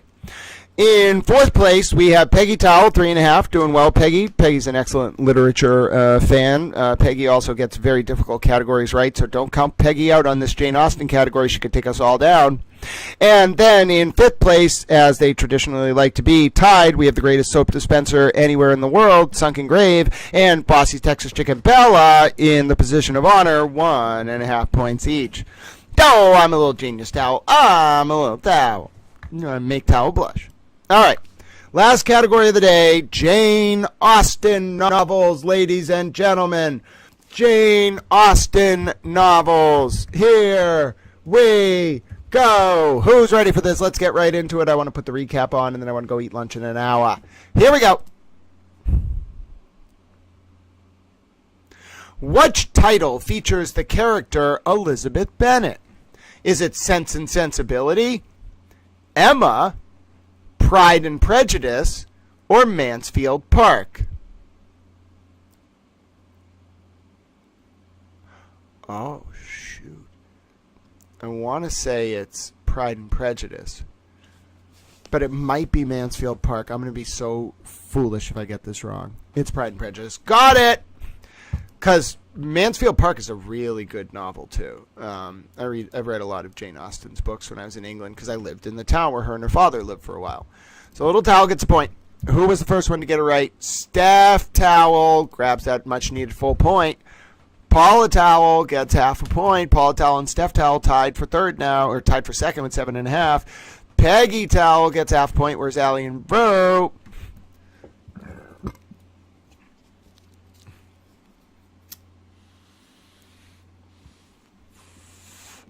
I'm going to give Allie and Rue a chance to come in. I'm not going to take those points away.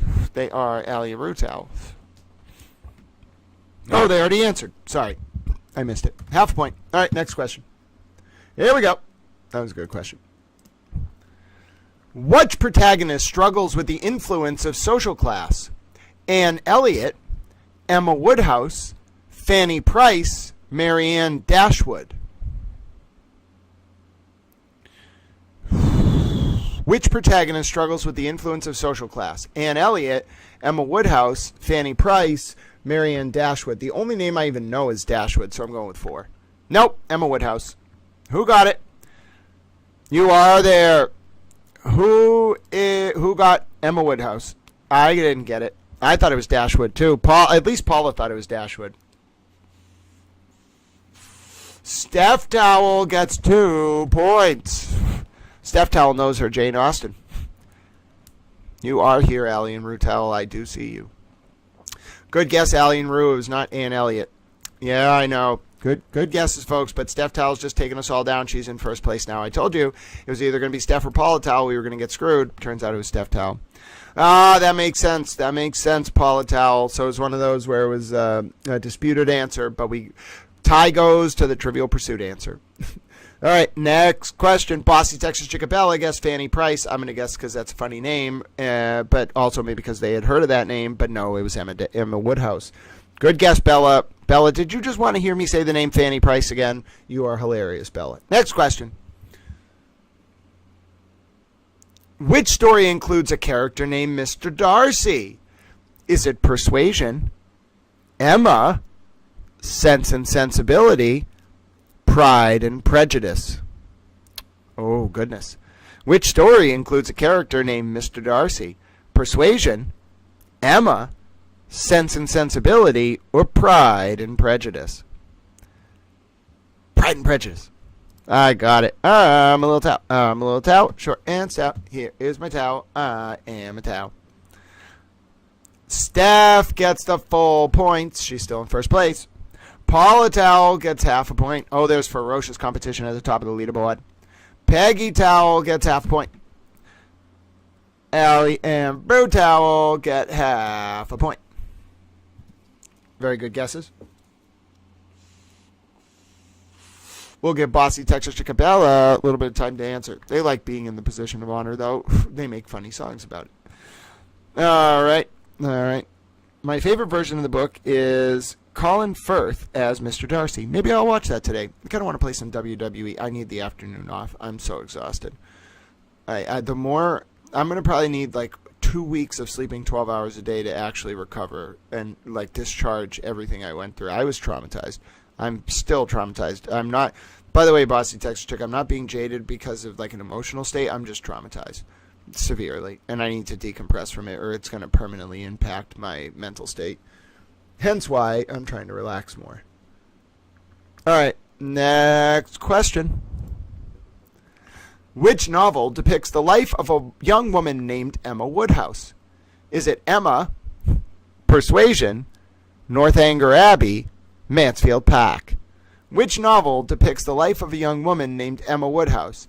Emma, Persuasion, Northanger Abbey, Mansfield Park. And I saw your answer for the last one, Bossy Texas Chick. I got that written down. Show me Emma. It was Emma. I got another point. I'm a towel. I'm a little towel, short and stout. Am a towel. And you're a towel. Allie got a full point. And Rue. Peggy and Steph Towel both get half a point. Where's Peggy Towel? Great job. And Paula Towel comes in, gets half a point. Who are we missing? Why am I traumatized? Well, I think a lot of people did a lot of bad things in the government to vulnerable people. Some of them even pretended to be good people while hurting vulnerable people. And that would traumatize anyone. And then I saw some really bad things happen to vulnerable people. You know? So it traumatizes me. I can take it on in the moment and just be numb to it. But when I reflect on it, I'm like, wait, that really made me sad. And I didn't get to cry in that moment, but I was very hurt. And I can't really take the time to emotionally process what's happening to those people. Because imagine if you were going through something and like you were so emotionally reactive to it that you couldn't make good tactical decisions. Forget about playing on one chessboard. You couldn't play on 8 chessboards. You couldn't play on one. So I had to just be completely emotionally numb to it. Even though it hurts me to do it, and my emotions are like running rampant. I just control them, mind over heart, and then in time I'll reflect on the emotional impact. But yeah, I saw some stuff that really traumatized me. Forget about me though. Like imagine if I was traumatized and I was not experiencing it, just trying like secondhand, trying to help, whatever. Imagine what the people who were going through it, like how badly they were traumatized. And that's why like these people are vulnerable to being preyed on, and you don't understand. That's what drives me. It's not about any individual person or being possessive or anything like that. I don't care who the vulnerable person is. If there's a problem with you taking advantage of them, then you're on my radar. That's a problem. Don't do that. I don't like that. I didn't like when Bob Woodward did it to Mark Felt. I don't like when people do it to vulnerable people. Don't do it. So that's really why I get a little bit up in arms. I forget where that soliloquy came from. Let's just go to the next question. Which Jane Austen work focuses on the lives of the Dashwood sisters? Which Jane Austen work focuses on the lives of the Dashwood sisters? Persuasion, Sense and Sensibility, Northanger Abbey, or Mansfield Park? Persuasion, Sense and Sensibility, Northanger Abbey, or Mansfield Park? Show me Mansfield Park. No, it was Sense and Sensibility. Damn it. I'm a little towel. Short and stout. Here's my towel. Here's myself. And that was the last one. Yeah, that was the last one. No, that was not the last one. Thank God. We have one more. Who got it? Oh, Paula Towel was the first one to get it. Gets 2 points. Steph Towel got it. Gets a point. Steph Towel's in the lead. Peggy Towel comes in and gets a point. Allie and Bo get a full point.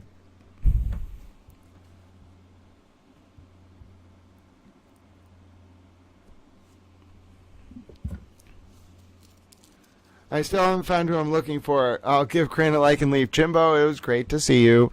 I hope you're well, and I am thrilled that the times they are a-changing, my dear friend Jimbo. Can't you feel it in the air? It's wonderful. You know, Little Towel's a good guy, right, Jimbo? Wouldn't you say? You'd go to bat for Little Towel, Jimbo, wouldn't you? Anyway, Jimbo, just, keep that in mind. Towel's always watching. And I'm a little towel. All right. We're going to go to the next question. It was great to see Jimbo pop in, though. Oh, yeah, one more question. Here we go. Could this be the last question? Here we go. Which novel of Jane Austen features the character Fanny Price? Is it Pride and Prejudice, Sense and Sensibility, Mansfield Park, or Emma?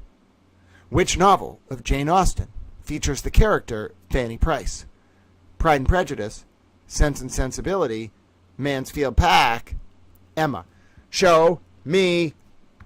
Where's my mouse? Mansfield Park. Yes! I got it. I'm a little towel. Thank you, Jimbo. You're appreciated. Who got it? Who got it? Paula Towel got the full point. Steph Towel just won the game. You're not going to believe these results. Peggy Towel grabs half a point, and Allie and Bo grab half a point. Oh, that was ferocious. Oh, that was ferocious, and it changed the podium at the last minute, too. Oh, no, Allie and Rue, they are going to basically run for government now to take over the Steph. You don't understand what we've done. Oh, that was a very, very interesting end of the game. Let me just tell you, Little Towels, very interesting end of the game. Look at how this ended today. Look at those scores. Oh, that was ferocious. Jimbo came in at the right moment. He got to see the excitement, the drama of Towel Trivia at its very best, ladies and gentlemen, at its zenith. In first place, taking home the crown until tomorrow's expanded Towel Trivia rounds, Steph Towel, 12.5 points. You have fun doing the laundry, Paula. We are going to just applaud Steph Towel for wearing the crown. It was that last question, ladies and gentlemen. It all came down to that. All Steph Towel had to do was get it right. She didn't know. I don't do live score updates. But Steph Towel got the question right, and the half point was enough to bump her above Little Towel into first place. The half Canadian, half British, non-Detroit invading, half German, Super Towel themselves. Steph wears the crown, ladies and gentlemen.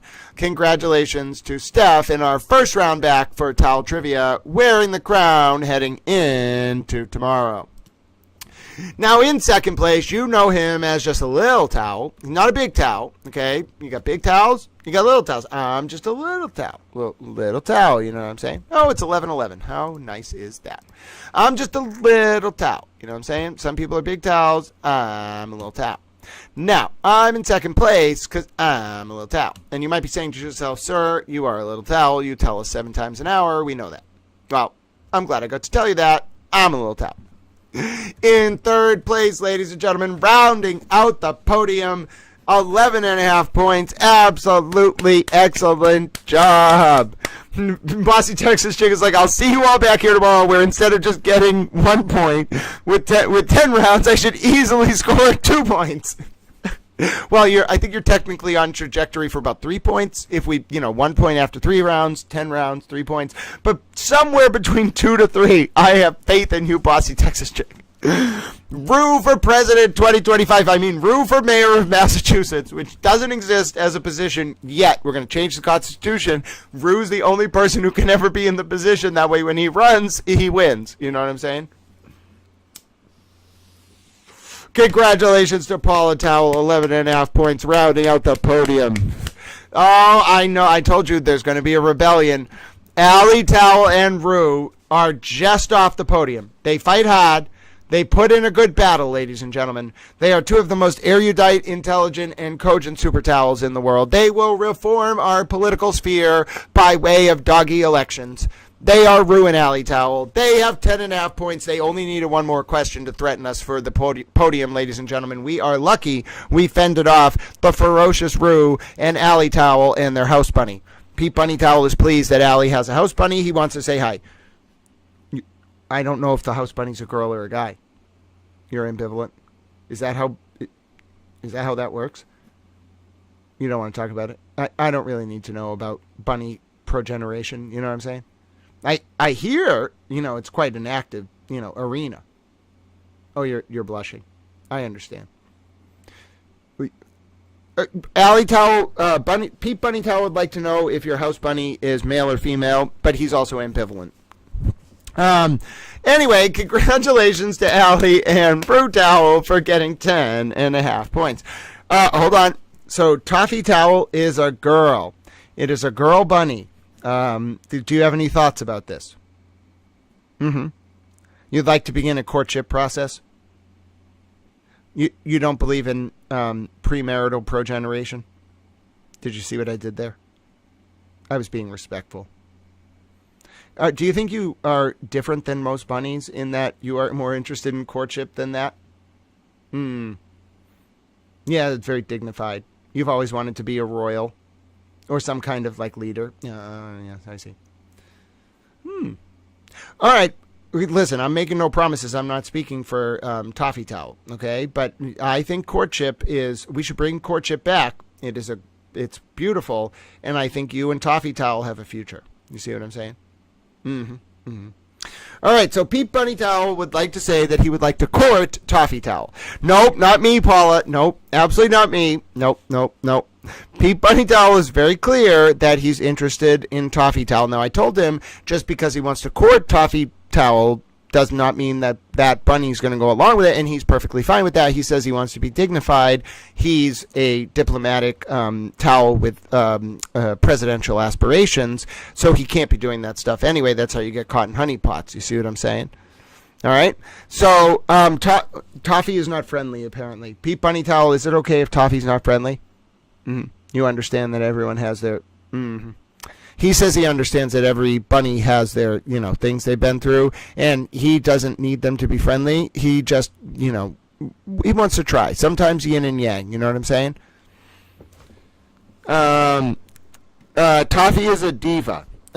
Okay, so Pete Bunny Towell. Toffee, I'm getting a little bit more information about Toffee Towell.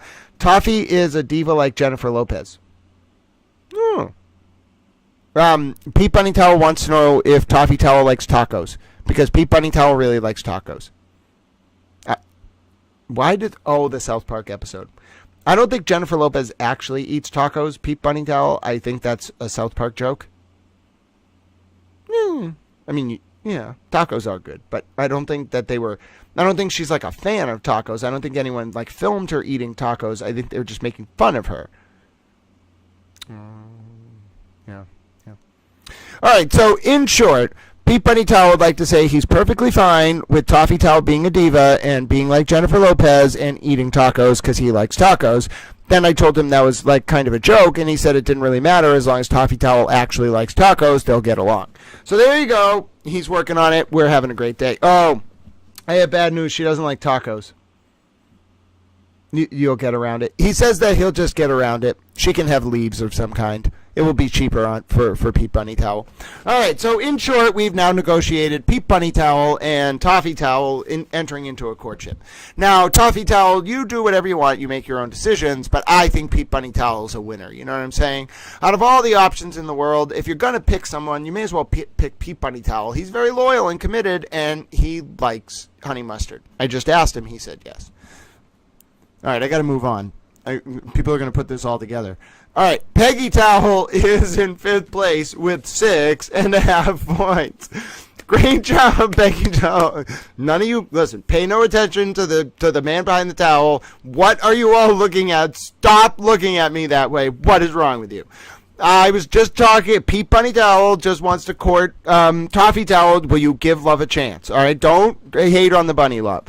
Anyway, 5th place, Peggy Towel with 6.5 points. Absolutely great job, Peggy Towel. Number 6, ladies and gentlemen, Bossy Texas Chicken Bella. They're not in last place. They got a full point. Excellent job, Bossy Texas Chicken Bella. And then in the position of honor, we know them as Sunken Grave Towel. They are a Sunken Grave Towel. Half a point, ladies and gentlemen. Now, before we go on to our recap and before I get ready to eat my lunch, you know what we're going to do, ladies and gentlemen. You know exactly what we're going to do.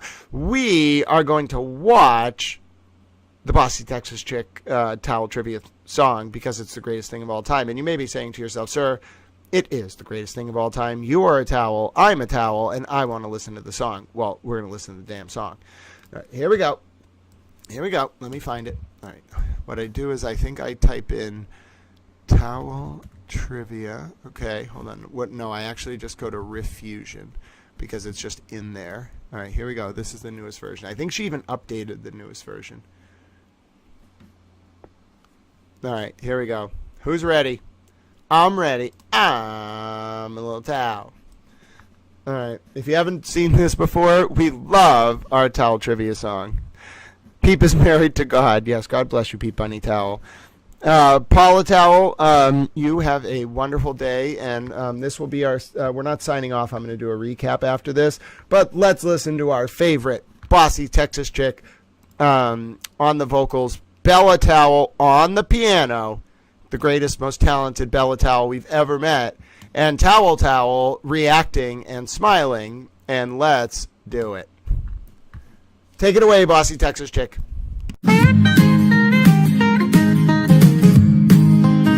Welcome to Grant's Towel Trivia. All you knowledge junkies, go grab your wrench and your towel. More fun than a barrel of monkeys. Grant and his cigar is on the screen with a smile. He's got lots of questions, so we'll be here a while. All of us contribute in our own special way, and it doesn't matter who wins at the end of the day. We're the top community, and we won't stop. Steph is at the top, she never does flop. Hey, that's true. Ollie, Ruth, and Nancy are sprinting towards the finish line. Kitty's 1993 is not too far behind. Tater, Bug, and Dewdrops are smart and so kind. One family, we're family. Ruth and Captain know their stuff. Jeff's waiting on the clue. Claudia's got the answers, but Bunny does too. Lydia's sharp as a tack. Deb Fodder's on the ball. Sometimes we grumble when our scores get called. Now Harvard Yard keeps guessing answers that ain't up on the board. Harvard Card's not Don't ask me how, but she just scored. Bossy Texas Chick and Bella are in last place again. They're always at the bottom, but one day they will win. That's alright.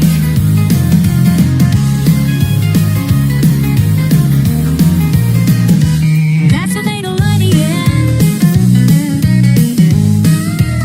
Every day's a new adventure in Towel Trivia Town.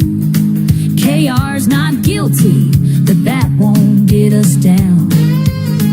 From the brightest to the struggling, we all play along in this corner of the internet where we all belong. So here's to all the players and the hosts so fine in this little slice of heaven where we all do shine. Towel Trivia time.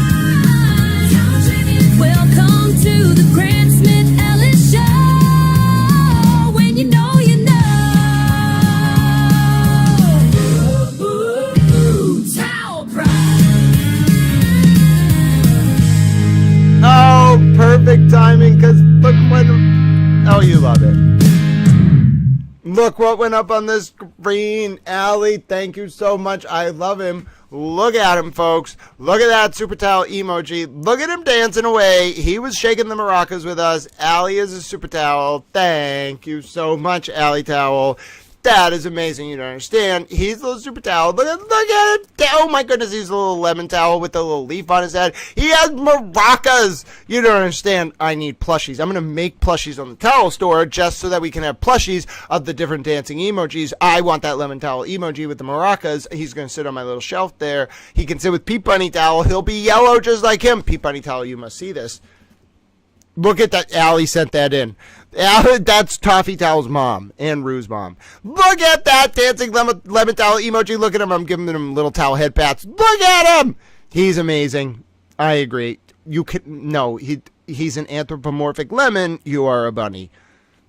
Are you just like very interested in finding a partner right now? All right. Well, but Pete Bunny Towel was thrilled. He thought it was a bunny at first, but then I told him it was a lemon. I just want to say, God bless you, you little lemon towel emoji. You dance along with us any day. And thank you, Allie Rue and Toffee Towel for your support. And Toffee Towel, you keep right on being a diva. And Rue Towel, you be nice to Toffee Towel. And also Allie Towel. There you go. Look at that, ladies and gentlemen. It's the greatest super towel emoji you've ever seen out of all time. I love it. I absolutely love it. Oh, I'm going to give him little towel head pats. Oh, look at him. Look at it. Look at me giving him little towel head pats. Oh, you little super towel. Oh, I'm going to give you little towel head pats. This used to happen during the trials, and I'd stop the chat while it was going very, very fast. I'd be like, nope, stop. We have to give this little super towel emoji head pats. It was wonderful. You don't understand. Traditions like that make me so happy. Bossy singing that song. I know it as well. Agents talking Hank Brennan. I don't doubt that at all. By the way, before we do our recap, we don't have our Super Towel friend. By the way, folks, we don't do these early streams that often anymore and a lot of people are getting used to seeing the streams later in the day. A lot of people aren't up yet, the west coast of the United States, so we won't even see Colleen Henry and Buck Towel, but Allie Towel or someone, I think Steph Towel brought up a Hank plushie. I will definitely do that. You know what else we're going to do, my Super Towel friend, though? You know exactly what I'm going to say. You bring up the name Hank Brennan. Oh, by the way, we have something to talk about Hank Brennan. Speaking of Hank Brennan, before I watched my recap from the other day of when I was talking about Shelley Murphy confirming that the Jessica Leslie leaked about the John O'Keefe and Karen Reed federal probe. Let's just watch this, okay? Because I think before I report what I found about Hank, it was thanks to someone in the chat. It was one of the Super Towels in the chat. Oh, I can't believe I forgot who it was. It was a name that started with M. I'm going to get it. They do excellent research. But take a look at this right now. We are looking at this Hank Brennan video, and let's just say, ladies and gentlemen, it is a day. This is a day for the Call Me Hank clip. We're going to watch my Shelley Murphy reaction video, but we're doing this first. Call him Hank, ladies and gentlemen.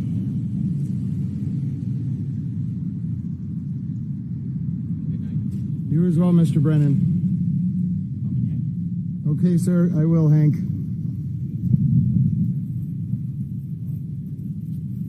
One more time.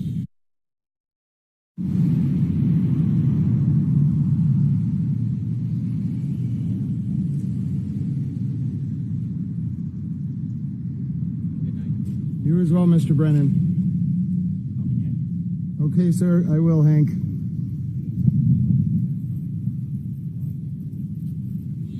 All right, 3 times the charm because I have news that I found 2 days ago. That's creepy, Peggy. He did that. I love it, Allie. Oh. Okay, sir, I will, Hank. Hold on. I'll say it in a second. You as well, Mr. Brennan. Okay, sir, I will, Hank. Now, folks, let me just tell you. I got news. All right, I got news to show you. Watch this. Watch this news that I want to show you. All right, so if we take a look what I reported over recent days, just so you know, I've been a busy little towel. All right, I'm reporting lots of things. I'm doing lots of things. I'm learning how to code in Python. I'm being a little towel. So anyway, one of the things that I was reporting on that is very, very interesting in my opinion is, oh, look at me. All right, listen, try to contain yourself, but I was sunbathing. All right, you want to see me sunbathing? That's me. I'm a towel. Look at me. I kind of, the headphones match the glasses. Somebody gave me free blue sunglasses, one of the dispensaries, when I was like getting my medicine. So I put on the sunglasses and then I put on the headphones. There's no like logo facing front, which I kind of like. And the headphones and the sunglasses are the same shade of blue. I loved it. I was in the sun. I was in this nice little park where there was an area where people like laying out on the grass, like tanning. And I was like, all right, like, and I had a small towel under my back. I brought a towel, of course. And then I used my shirt as a pillow. I had the nicest day. I was having a great afternoon. And I just want to say that is me, ladies and gentlemen. Oh, Meredith.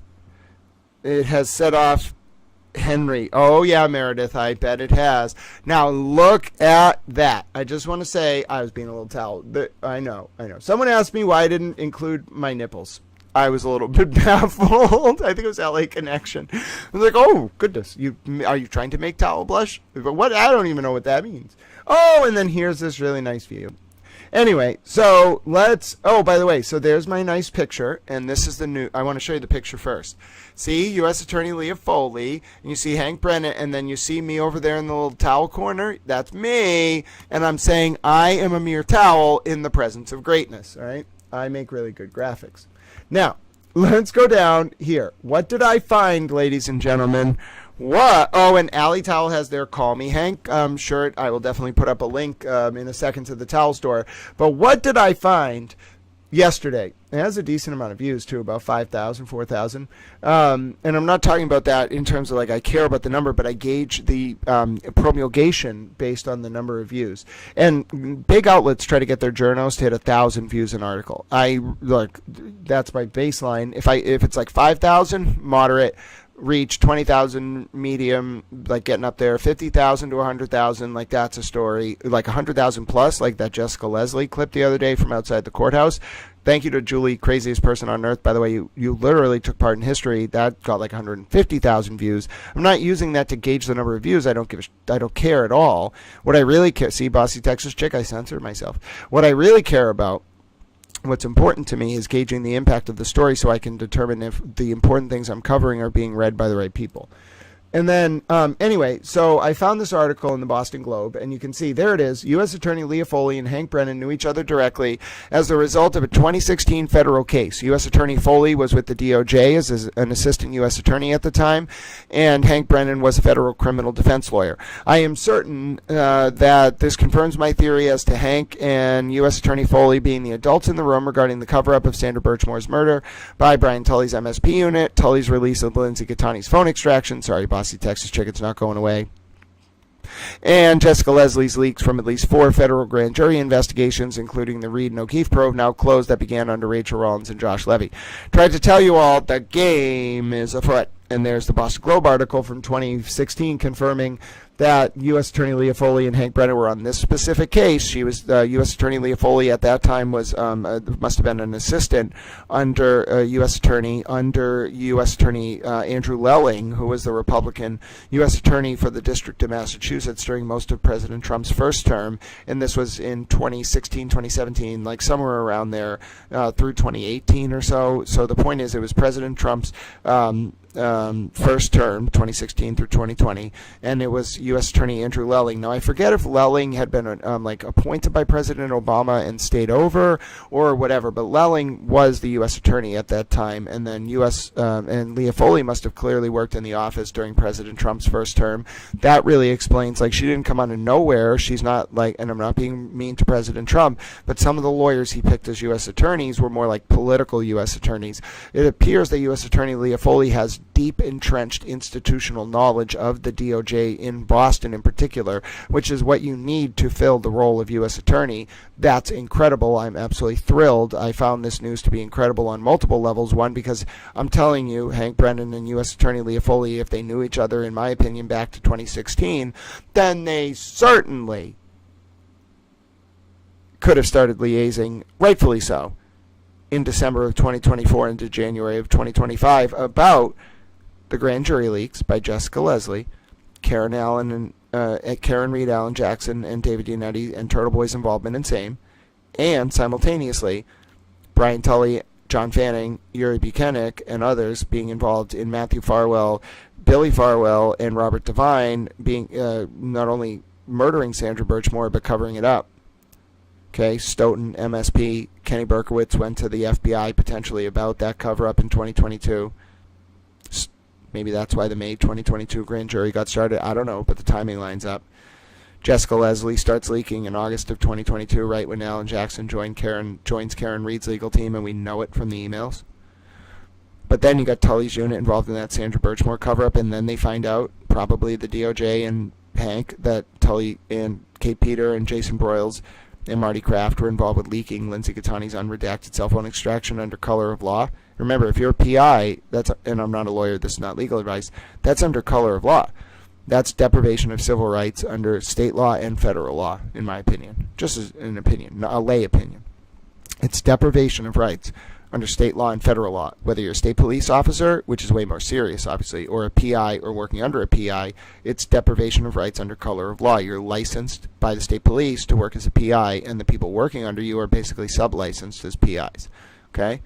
So, and I just found out, I did not know this, that there are state laws, like criminal statutes, that come into play if you deprive someone of civil rights under color of law or through coercion or things like that. And that can include things like filing lawsuits or weaponization of the process. I had no idea there was a state law. It's like MGL something. I have it, and I'm not a lawyer. This is not legal advice, but there is a specific state law about it. I had no idea. It blew my mind. Okay, because there's a federal deprivation of rights under color of law, which is way more serious. Most people think of it as a civil statute because there's a private right of action in there under 18 U.S.C. 1982, I think it is. 42 U.S.C. 1982, whatever it is. That's the deprivation of rights under law federally. It's not just the civil right of action, like the Sherman Antitrust Act, the Robinson-Pacman Act, whatever. No. It's a criminal code. That is a serious felony, federal felony. It's not just a civil right of action. You can sue people for that, in my opinion. And I'm not a lawyer, this is not legal advice. But it's more serious when they charge it criminally, deprivation of rights under law. And they won't charge that for like a police officer getting into a violent scuffle or even shooting a suspect if it's justified. But they will charge it if you take advantage of a prisoner in your custody. That's a big example of when they will charge under that, in my opinion. And I know the case law somewhat, but I'm not a lawyer. This is not legal advice. I'm a towel. So anyway, they'll charge for that 100%. You take advantage of someone in your custody. Like New York used to allow prison officials, it wasn't a crime per se under state law to have like intercourse with someone in their custody. So like these male COs would have sex with female prisoners, which was a federal crime but not a state crime. So New York like got in trouble for that, but they charge that. The feds have and will continue to charge that. If you do that as a male or female CO and you sleep with a male or female inmate, they'll charge you under deprivation of rights under color of law because it's basically unconsensual sex. And it's rightfully so charged as that. It's a very serious offense.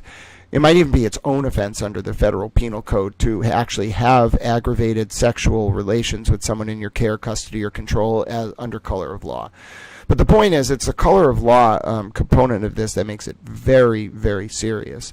And this color of law, this federal section of the statute, it's not used lightly, but it is used in analogous situations to the release of the phone extraction, in my opinion.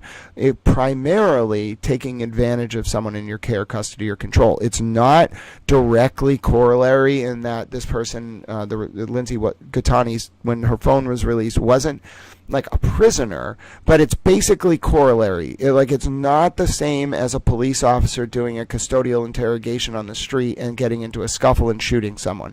I don't think this DOJ, just in my opinion, would charge that. It technically, under a liberal DOJ, would be charged, kind of like it could, and we've seen it, but they're not going to charge that, okay? But this DOJ, in my opinion, just based on my analysis of everything I know about the current orientation under AG Bondi and how this all works, I just analyzed the news, okay? I watched watch it very closely.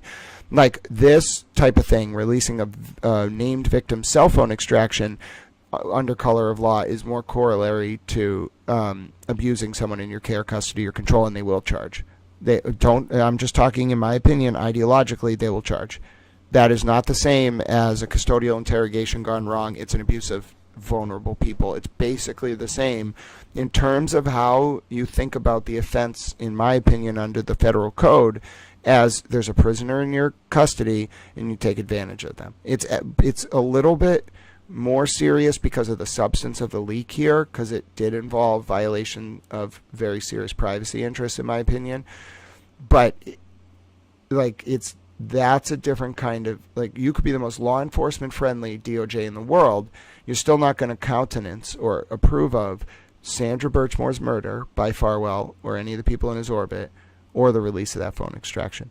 So if you're Hank Brennan and Leah Foley, you got to clean this whole mess up. I'm sorry, you got to clean the whole mess up, and that's what they're probably doing. And it sucks because some people are going to watch their heroes go down, but you know what? They weren't heroes, bro. If they knew about the cover-up of Sandra Birchmore's murder, or they participated in that phone leak, or they participated in leaks with Jessica Leslie, everyone on all sides has to realize that there's no pure goodness and pure evil here. There are no heroes here. There's just a bunch of people who were protecting themselves, and it was at the expense of us all. We all got played by different people. Not directly, okay, some of us just because we wanted to support a good cause, but we have to really look ourselves in the mirror and realize what the impact of it was. We really wanted justice for John O'Keefe, but in that, we discovered that justice sometimes means more than just what happened in the orbit of one case. And it wasn't that Karen Reed was mistreated. It was that Sandra Birchmore, Lindsay Gattani, and John O'Keefe and his memory and his family were mistreated. And it was all at the hands of an apparatus around that state police unit and around Rachel Rollins and Josh Levy and around Marty Kraft and Kay Peter that didn't care about any of these people. It was all just political brinksmanship and weaponization of the vulnerable in the pursuit of their own self-interest, and it disgusts me. I don't think you understand how hard I worked on that Cannabis Control Commission story, like years of my life, and it wasn't because I wanted attention, it's because the vulnerable were being hurt. I put this together, this chart, because I was just as upset about what was done to the vulnerable. I don't want anything, other than just surviving day to day. I don't want any money. I would like to wander the countryside in a robe and preach, okay, in exchange for food, all in medicine. All I want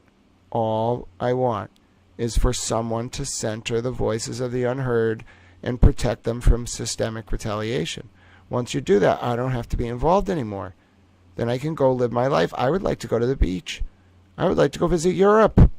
I would like to relax, not because I think there's not suffering out there, but because I can't be a constant guardian and step in to fill the role in 17 different ways of the oversight apparatus. It's too much for one person. It's wrong. Now, I understand I take it on myself because I want to force this system to do it. But I wouldn't be involved in any of this if people would just, in the system, in the systemic bureaucracy, stand up for what their roles are meant to embrace. And they don't, for a lot of different reasons: personal, political, social, monetary. I don't really care what the reasons are. I'm over it. I don't care what your reasons are. I judge you the same. It's as morally abhorrent if you abscond from your duty to protect the most vulnerable in a position of public trust. I don't care what the reason is. It's all as bad. So, I mean, that's why I talk about it so much. I think that's why folks have to understand, I'm not committed. I don't care about myself or anything. I don't pay attention to whether or not a lot of people are listening, a few people are listening. It doesn't matter. I believe so much in what I'm saying and my cause and what I'm working on that I tune everything out. And it has no impact on me whatsoever. I wait for my colleagues to come to me. I wait for the apparatus in the news to come to me. I don't beg anyone for anything. I stand on what I believe, relay the truth as best as I know it and to the best of my ability and in good faith. And then when it comes out in the record, I will not gloat, as you saw in that interview with Chris Ferrone. I will stand there and I will say, this is what I've earned, and I want you to redirect the focus on the people who are harmed. I don't care what was done to me. I was trying to be a lightning rod so the vulnerable would not continue to be silenced. Do whatever you want. Ignore me, please. Don't focus on me. I wanted to give that interview so I could come out and say that about the CCC as well. Please focus on the people who are harmed. I was more directing Chris where to go with his coverage than I was giving an interview, which, if you noticed, was all centered around the people who were harmed. That's what I want to do. I don't care if the Boston Globe wants to interview me.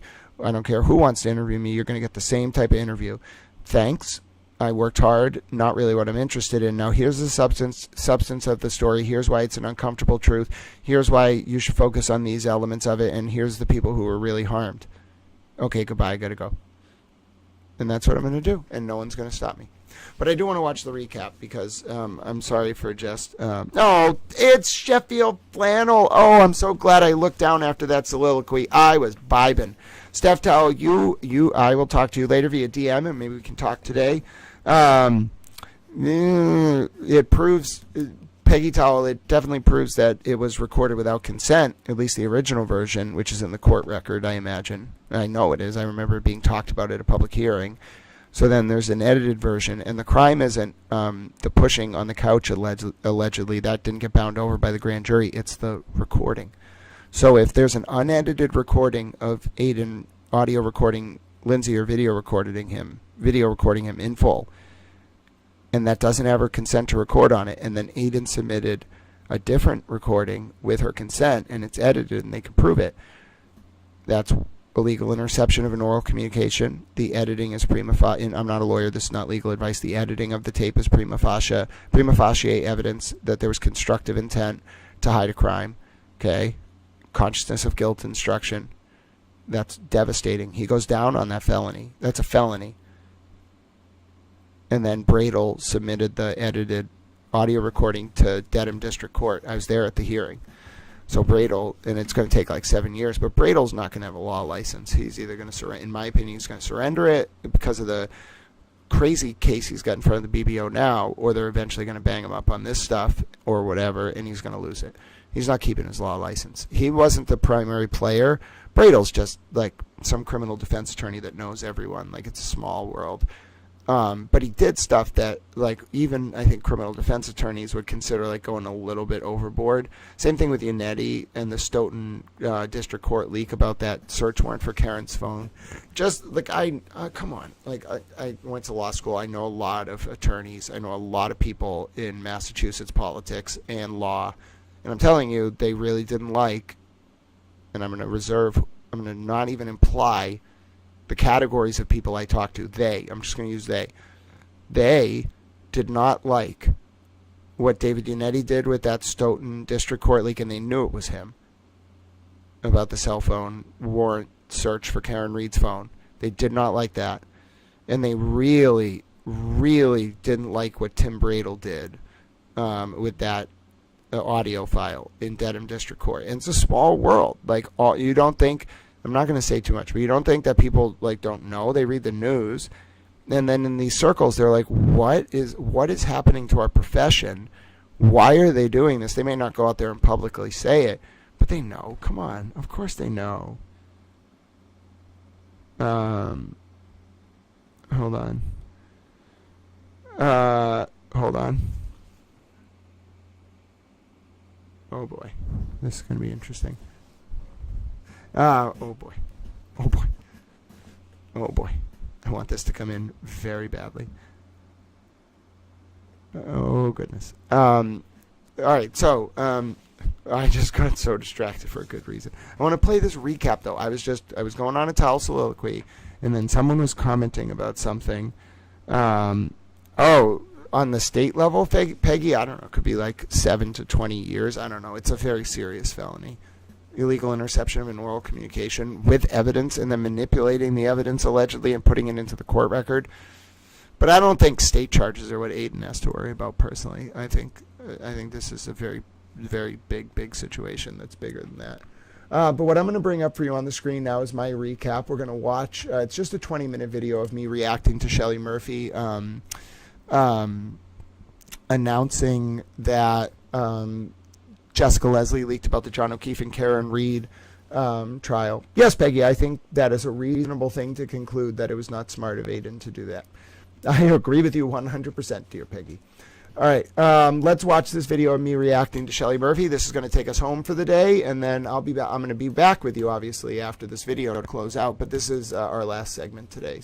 And then we'll be back together tomorrow, Saturday, August 9th. We'll definitely be back together for a towel watch-along. I promise Bossy Texas Chicken Bella more trivia. But for now, let's watch this. You're going to like this if you missed this when it was live. This was a great moment. Now, I was there in court with Shelley Murphy. So I'm not reading this as Shelley Murphy's reporting, although I'm going to do that too. I'm reading it to analyze whether she was right. Oh, they used a devil horn picture. Oh, it's glorious. Karen, fuck your civil suit. That's going to lead tomorrow, bruh. You devil horned woman. You devil woman, you. Look at the devil woman. Look at her. Karen, you think you're so innocent. Listen, maybe if Karen, in my opinion, this is just me, maybe if Karen had been a little kinder to Lindsay when I asked her to in April of 2024, or May, or June, or July, I don't remember the exact date, maybe I would have some sympathy for the devil woman. You understand, you could have got some sympathy from me. Never was going to be free Karen Reed, you understand that. But you would have got some sympathy from me. Nope, now I think you're a devil woman. Made the bad choice, Aiden's an idiot. I am a Dow. Now, I may think you're guilty of killing John O'Keefe, but don't you want me on your side compared to Aiden? I mean, he's a moron. You know what I'm saying? And I'm sure Brian Tully's like, oh, well, I fucked up too. Well, yeah, you're a bit of a moron, but you're not a devil woman. Karen Reed is a devil woman. You understand? So the front page, I'm sure, of the Boston Globe tomorrow is going to be the devil woman. All right? Look at the devil woman. She's a devil woman. All right? Now, I am in a mood. You might be saying to yourself, Towel, you are in a mood. I am in a mood. And you might also be saying to yourself, Towel, does this happen often? Yes. On days when I break the biggest story in the entire world, I'm in a mood. Now, it's not about me, okay? But I'm just pleased that the Boston Globe is going to run a story tomorrow morning with the devil woman picture doing the devil woman thing.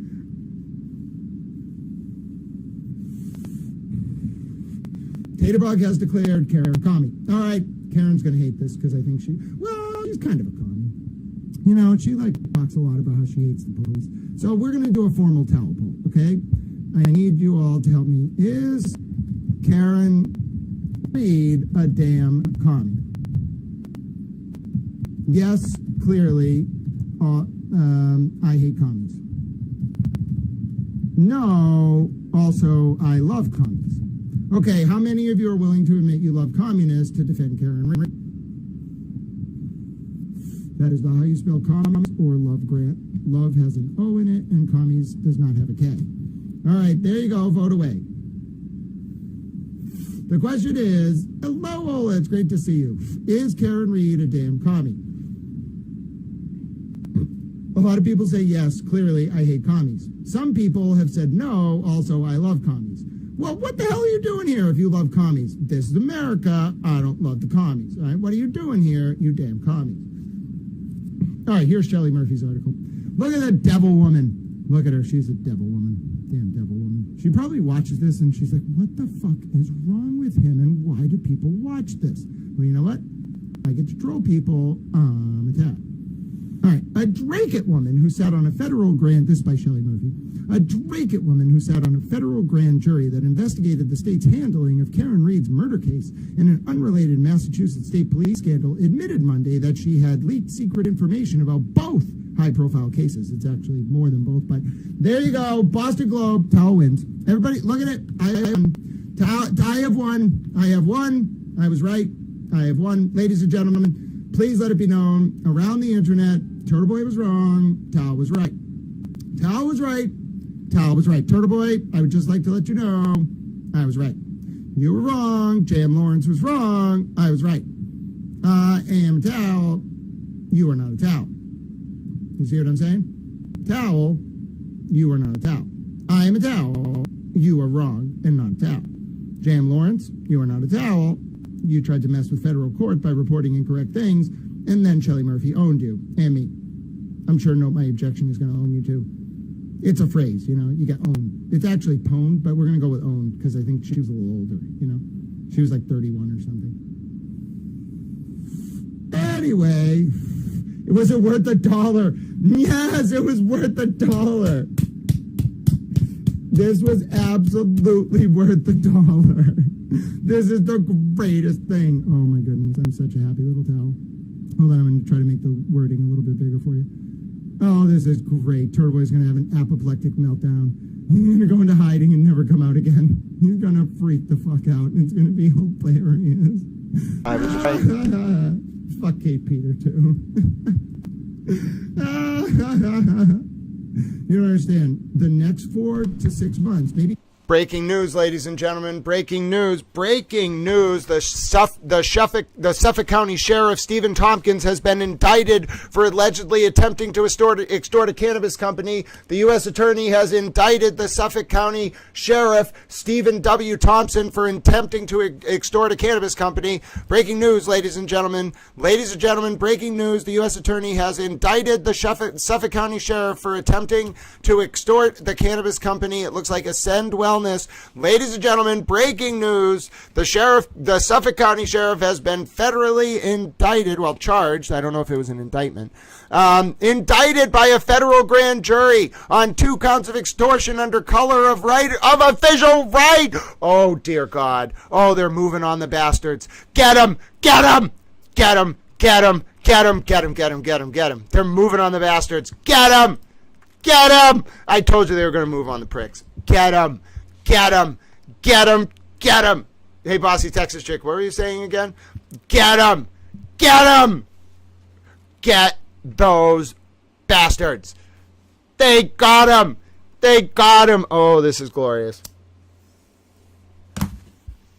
I told you it's coming. I told you it's all interconnected. They're going for the Democrats. You don't understand.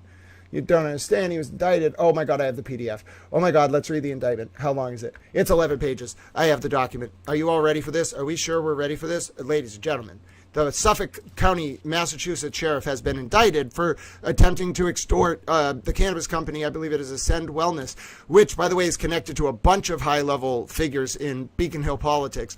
Oh, my dear God. Oh, my dear God. Oh, my dear God. This is the biggest thing I've ever seen. This is just the start. I can't believe this has just broken. Ladies and gentlemen, the Suffolk County Sheriff, Steve Tompkins, has been indicted. All right, hold on. I got to record this. Breaking news, ladies and gentlemen. My name is Grant Smith Ellis. I am coming across with breaking news. The Suffolk County Sheriff, Stephen W. Tompkins, has been indicted on a 2-count federal indictment pursued by U.S. Attorney Leah Foley's office for corruptly, allegedly attempting to extort ownership interest in cannabis operator Ascend Wellness. My name is Grant Smith Ellis. I have obtained the document right here for you, ladies and gentlemen. We are going to read through this PDF right now. According to the indictment, the charges are under 18 U.S.C. 1951, extortion under color of official right, and there's a forfeiture allegation as well. As charged by the indictment, the defendant, Stephen Wade Tompkins, who's the Suffolk County Sheriff, was a resident of Boston, Massachusetts. Defendant Tompkins is currently the sheriff for the Suffolk County Sheriff's Department. Tompkins was first appointed sheriff in 2013, elected as sheriff as a special election in 2013, and thereafter gained election to successive 6-year terms beginning in or about August 2016. As SCSD sheriff, Tompkins oversaw approximately 1,000 Suffolk County Sheriff's Department correctional officers. Ladies and gentlemen, the Suffolk County Sheriff is where Andrea Cabral used to work, I'm pretty sure. And the Suffolk County Sheriff, that's where Andrea Cabral, I'm pretty sure, went to work on the board of Ascend Wellness. Oh, my God, this is huge. You don't understand. Andrea Cabral. So that means the Suffolk County Sheriff's Office has had 2 intertwined relationships with Ascend Wellness. Oh, goodness. As Suffolk County Sheriff's Department Sheriff, Tompkins oversaw approximately 1,000 Suffolk County Sheriff's Department correctional officers and other employees responsible for operating and maintaining correctional facilities in Boston at the House of Corrections and Nashua Street Jail. From 2020 to 2022, Tompkins collected total yearly compensation of approximately $152,437, $161,911, and $172,783, respectively. As SCSD, Tompkins was a Massachusetts state employee. As a Massachusetts state employee, employee, Tompkins was subject to Massachusetts state ethics laws, including MGL Chapter 268, which prohibits Tompkins from soliciting or receiving anything of substantial value for or because of his official position, or to using his official position to obtain any unwarranted privilege of substantial value for himself, and that which is not properly available to other similarly situated individuals. 268A, 223B2. Sheriff Tompkins was aware of the above prohibitions because, in August 2015, he entered into a disposition agreement with the Ethics Commission in which he acknowledged that he had read the prohibition under that section and admitted he had violated such prohibition when, during his 2013 election campaign, he used his position to cause 2 retail shop proprietors to take down his political opponent's campaign signs. And in November 2020, the SEC served Tompkins with a preliminary inquiry notice, the Securities Exchange Commission, informing Tompkins that he was being investigated for violation of MGL 268A 23B2, stemming from Tompkins entering a paid position at the Suffolk County Sheriff's Department for his niece not SEC, it must have been State Ethics Commission. The State Ethics Commission, it was investigating him for him creating a paid position for his niece at the office in about 2017, which facilitated her to assist with Tompkins' child care, and Tompkins using other SCSD staff to perform child care for Tompkins from 2014 to at least 2020. Company A was a national cannabis cultivation and retail company. This is Ascend Wellness. That operated cannabis dispensaries in Massachusetts and in several other states. Company A, which conducted business in and affecting interstate commerce, was founded in approximately 2018, it's Ascend, and became a publicly listed and traded company at the time of its IPO in or about 2021, it's Ascend. Prior to becoming a publicly listed company, sales of Company A stock were restricted by various Company A agreements that generally prohibited transfer of shares and by security laws and prohibited sale of non-public stock to the general public unless certain conditions were met. Individual A was a company executive in the older, oh my God, I hope it's not Andrea Cabral. This is the biggest public corruption investigation of all time. I told you. Oh my goodness. This all ties in. Individual A was a company executive and the owner of holding company A. Individual A owned shares of non-public company A stock through holding company A. The Massachusetts Cannabis Control Commission was charged with overseeing the regulation, approval, and license process for cannabis companies seeking to conduct business in Massachusetts. Cannabis companies operating in Massachusetts were required to renew their license on an annual basis with the CCC. Cannabis companies that sought to operate in communities that had been disproportionately impacted by cannabis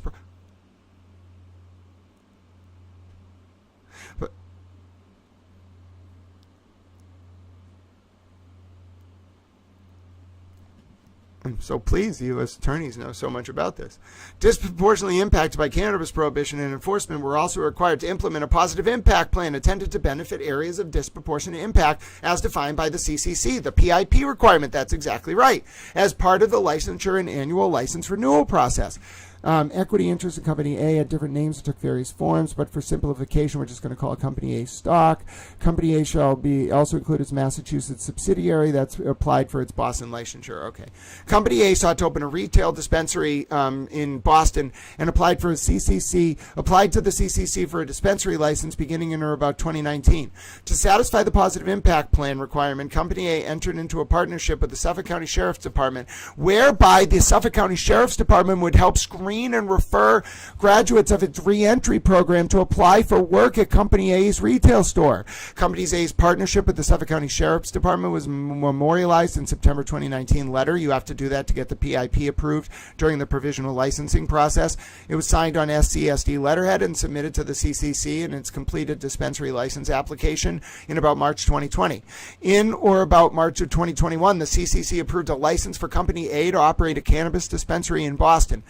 It's Ascend. Thereafter, Company A submitted license renewal applications to the CCC in 2021, 2022, and 2023, which were all approved. In each of those renewal applications, Company A had listed its ongoing partnership with the SCSD as part of its fulfillment of the PIP. Oh, they know this stuff like the back of their hand. I told you. Smartest people in the world. Thompson's extortion of individual A. From in or about 2020 to July 2023, defendant Tompkins engaged in schemes to extort individual A into selling Tompkins a pre-IPO equity interest in Company A for $50,000 in exchange for Tompkins' favorable action or inaction as the SCSD with respect to the SDSD's partnership with Company A, and thereafter refunding the entire $50K equity interest in Company A to defendant Tompkins at later dates. Oh, this is absolutely incredible. This is absolutely incredible.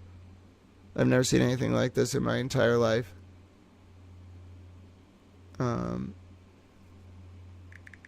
Yep.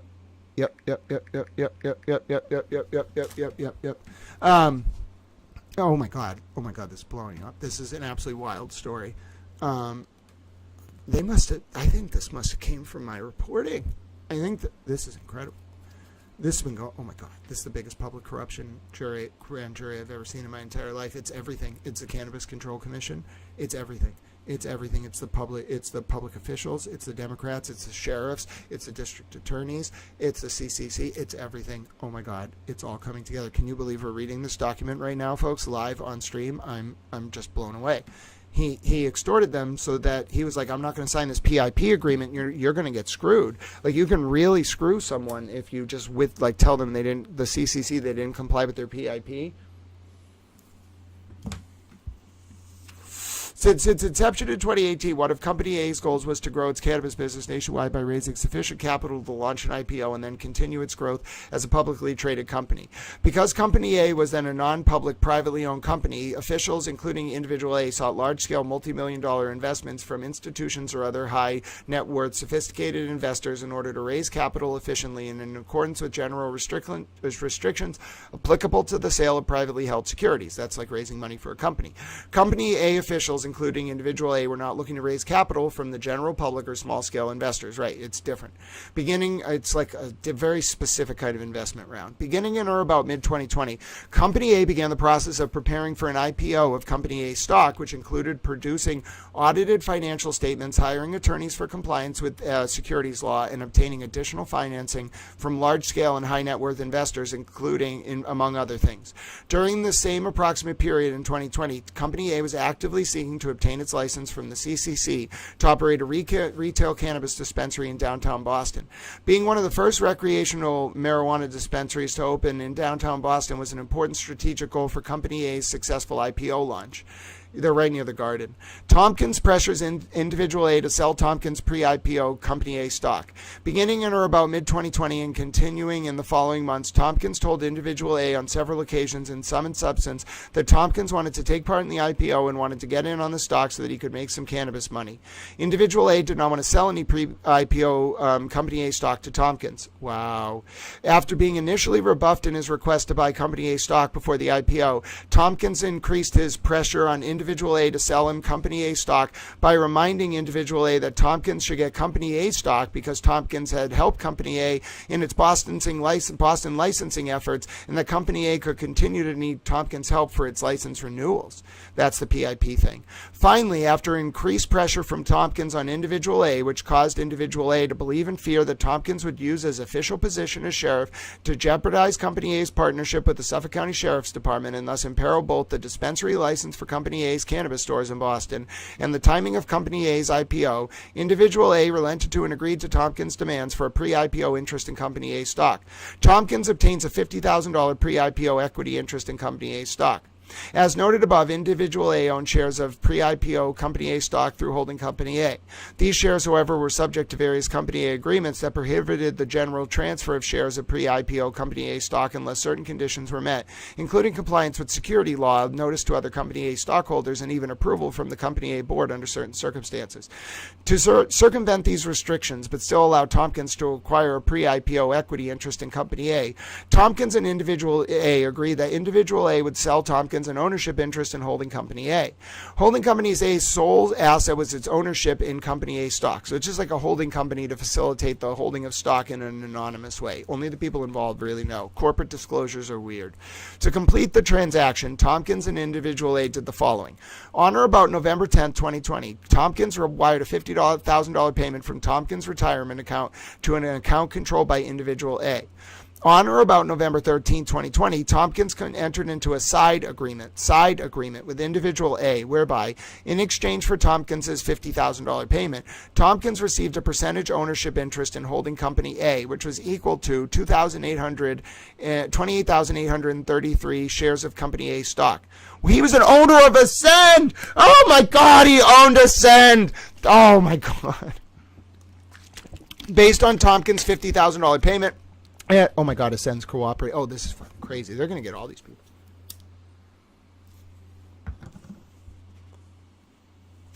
Based on Tompkins' $50,000 payment and receipt of equity equivalent to 28,833 shares of Company A stock,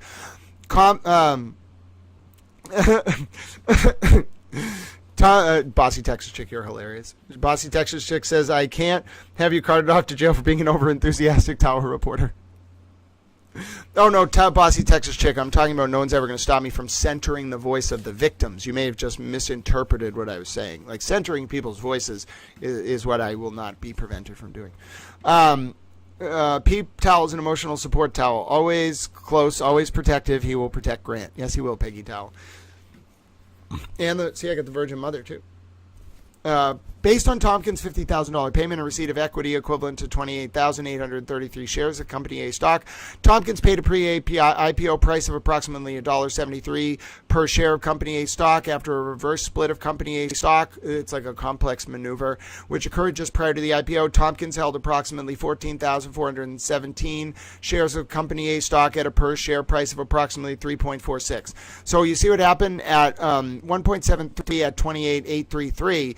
He's like gets a value of probably like $1. What's 75 cents on the dollar? So what's 75% of 30? About 7. 18, 21, 28 plus 21, 49. So he had about $49,000 worth of stock. But after the IPO, the split, he had 14,417 at $3.50 a pop. So what's 15,000 times 3? 45 times 50 cents. We just ignore that. It's more north of 45,000. So he was in a similar. No, it's actually way north. It was probably like 54. He probably gained like $5,000 to $10,000 on his total investment. He possessed the same amount of shares, but they were split in such a way when their value was higher, where his new compounded position was higher than his original position. Even though he owned less stocks numerically at 14,417, their value at the time of the split was 346. So his total portfolio was still above what his original investment was. Okay. In or about mid-2021, Company A launched its IPO. At or around the time of the IPO, Company A stock had a valuation of approximately $9.60 per share. Oh my God. Thus, Tompkins' $50,000 purchase of the 14,417 shares of Company A had appreciated, with him doing nothing, to an approximate value of $138,403. This is incredible. Tompkins demanded his $50,000 investment back to help pay for his campaign and personal expenses. So he made 80. Oh my God. This man made 80. What is that? 130. $88,000. He made $88,000 doing nothing and extorted them allegedly to get that $88,000. Then he wants the $50K principal back. He made $88K off of him, and he's like, bro, give me the $50K principal back. I'm keeping that $88K return. Thanks, bro. You're welcome. Give me the $50K back. That's the extortion. Oh, that's horrifying. And they caught him. How'd they catch them doing this? In or about late 2021 to 2022, Tompkins was in the midst of a re-election campaign for sheriff. To help pay for his campaign and other personal expenses, Tompkins demanded that Individual A refund Tompkins' $50,000 investment in Company A stock. Although the side agreement did not grant Tompkins a guaranteed risk-free investment in Company A stock, nor any unilateral authority to demand and receive his investment back, much less the full $50,000 payment, Individual A feared that if Individual A did not agree to Tompkins' demands, Tompkins could use his official authority as sheriff sheriff to terminate the Suffolk County Sheriff Department's ongoing partnership with Company A under the Positive Impact Plan, and thus jeopardize Company A's Boston and other Massachusetts dispensary licenses with the CCC. Therefore, even though Company A's stock had decreased in price such that Tompkins' equity interest in Company A stock was worth several $1,000s less than $50,000, individual A agreed to Tompkins' demand for full repayment. Wow. So he didn't actually he had made the $83,000 when it went public, but over time Ascend lost value, and when Tompkins wanted out, that's why he wanted out. That $83,000 was only on paper. By the time Tompkins went to cash out, and why he probably cashed out is it dipped below the initial $50K. He probably saw Ascend spiraling because Ascend's CEO had that weird issue with like the DV arrest, Abner Curtin, right around that time. And if you're a savvy investor, you would have known that Ascend was not heading in a good direction. There was union troubles coming up at the Boston shop right near the Garden. Like you had some compliance issues. The CCC actually fined them and issued a public investigatory report related to some compliance issues at the Boston store, product not tracked right, deliveries inappropriately being received. So if you were in the know, you would have bailed on them right around then, and he bailed right when his initial principal went, the value of the stock meant that his initial shares after the split, 14,417, were worth less than a cumulative value of his initial what he gave him, which was $50K. So he was like, you're giving me back, now I see what happened, you're giving me back that $50K, even though my stock is worth less than $50K. That was my initial investment to you. Give me it back in full. So the company probably lost $4,000, maybe $5,000 on this deal, out of this individual A's pocket. But in reality, it was extortion, because the only reason that, it was extortion for a number of reasons, but allegedly it was extortion because this stock was on the way down. This guy Tompkins was bailing on this company. They didn't really want to give him his principal back. He extorted them for it and more. Not just his principal, he wanted more than his stock was worth to cash out, and they did it. It was a small favor, but it's a federal crime, obviously, allegedly, according to the grand jury. All right. From approximately May 2022 to July 2023, individual A... That was when the federal grand jury started. From approximately May 2022 to July 2023, individual A refunded Tompkins' $50,000 investment by issuing Tompkins 5 checks. Moreover, in accordance with Tompkins' wishes, individual A wrote memos, loan repayment, and company expense to disguise the nature of some of the payments. The grand jury charges. The grand jury realleges, incorporates by reference paragraphs 1 through 28 from in or about mid-2020 until July 2023 in the District of Massachusetts. The defendant, Stephen Wade Tompkins, did obstruct, delay, and effect and attempt to obstruct, delay, and effect in any way and degree commerce and the movement of any article and commodity in commerce by extortion, as that term is defined in Title 18 U.S. Code Section 1951. That is, by obtaining property not due to the defendant from individual A with the consent of individual A under color of official right, and by the wrongful use of fear, including fear of economic loss. Count 1. Defendant Tompkins' acquisition of a pre-IPO $50,000 equity interest in Company A stock in November 2020. 2. Defendant Tompkins obtaining the refund of his entire initial $50,000 equity investment in Company A stock from May 2022 to July 2023. All in violation of Title 18 U.S. Code Section 1951A. Forfeiture allegation. Upon conviction of one or more of the offenses in this title, set forth in Count 1 and 2, the defendant, Stephen Wayne Tompkins, shall forfeit to the U.S. pursuant to Title 18 U.S. Code Section 981A1C and Title 28 U.S. Code Section 241-2461C any property, real or personal, which constitutes or is derived from proceeds traceable to the offense. If any of the property described in paragraph 1 above as being forfeitable pursuant to this title and section as a result of any act or omission of the defendant cannot be located, this is normal language, has been transferred, has been placed beyond the jurisdiction, has been substantially diminished, has been commingled with other property which cannot be divided without difficulty. It's the intention of the U.S. pursuant to this title and section to seek forfeiture of any other property of the defendant up to the value of the property described in paragraph 1 above, all pursuant to this title and section. A true bill, 4-person, John T. Mulcahy, Dustin Chow.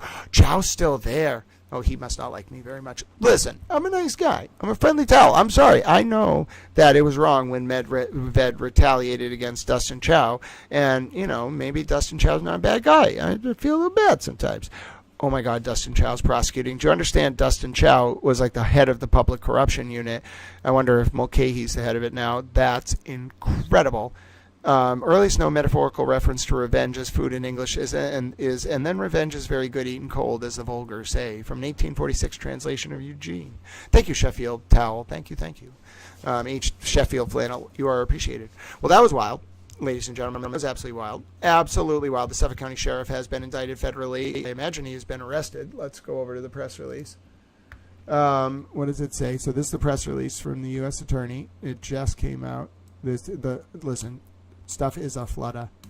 Tompkins of Boston was indicted by a federal grand jury. He will appear in federal court in Boston at a later date.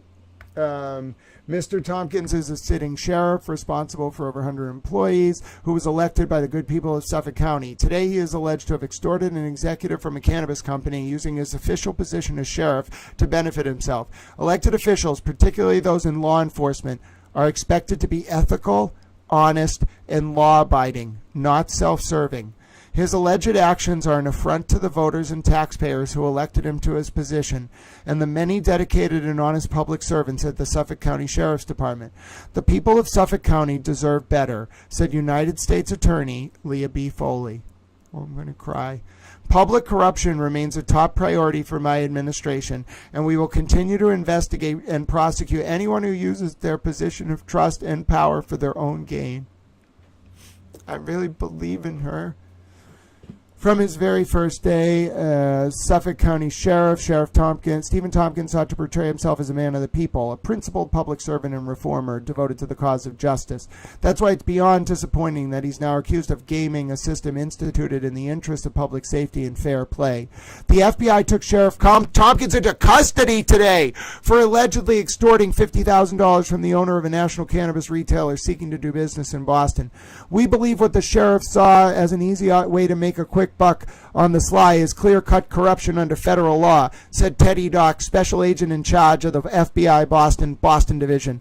The citizens of Suffolk County deserve better, not a man who is accused of trading on his position to bankroll his own political and financial future. Public servants must be held to the highest of ethical standards, and those falling short will be rooted out. Tompkins currently serves as sheriff for the Suffolk County Sheriff's Department. He was first appointed sheriff in 2013, elected in a special election. We saw that. According to court documents, we saw that. I want more statement.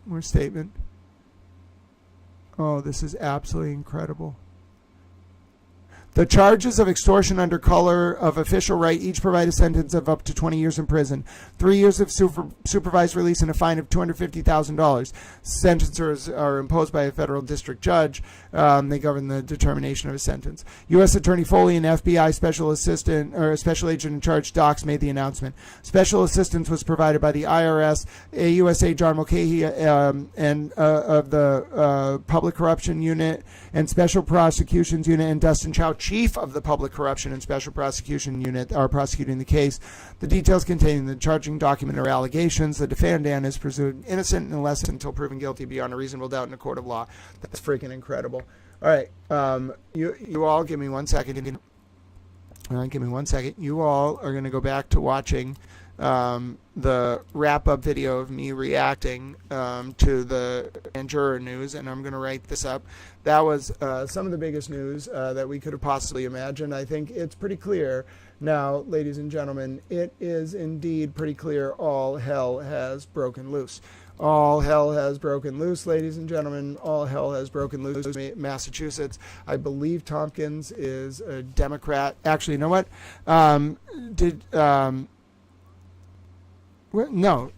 No, bossy Texas chick. And, obviously if someone gets talked about, I think Sean mentioned her on a stream, it would make sense that they would watch. But no, I didn't. I don't have time to, during an interview, to really do that at all. I don't really look down at my phone. Actually, you know what? All right, let's do this. Okay, so, I know you don't eat much, Grant. I am assuming that is your dish and you don't mind it being served cold.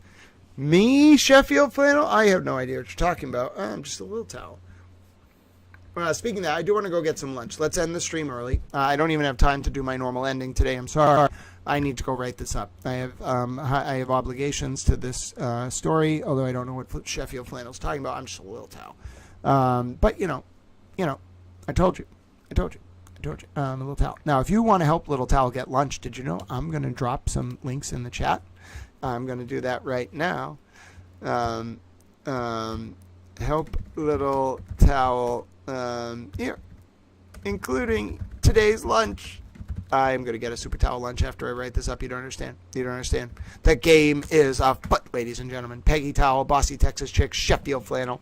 Bossy Texas Chick, you know I'm on a roll. Indeed, I'm in the zone. I'm being a little towel. I got things to write up. I don't want to say bye to you all without leaving those, so I just want to say thank you to everyone who showed support. Thank you to everyone who sent over super towel chats. Thank you to Allie Towel. Thank you to Bossy Texas Chick Towel.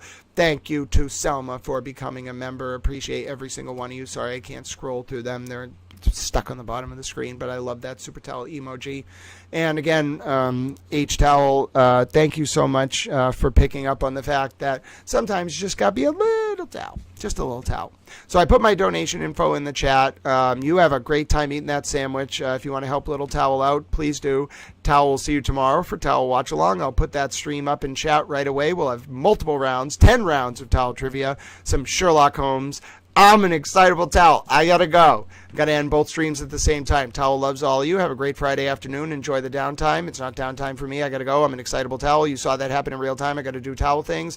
Towel loves you very much. Have a great afternoon. I am auctioneering announcer / horse racing announcer towel / super towel. My name's Grant Smith Ellis. I love you very much. Thanks for your support. Feel free to support Towel Channel with a like or a subscription. Costs you nothing and helps the channel. And Towel loves you again. Have a great afternoon, friends. God bless. Be well. You're a towel, and so am I.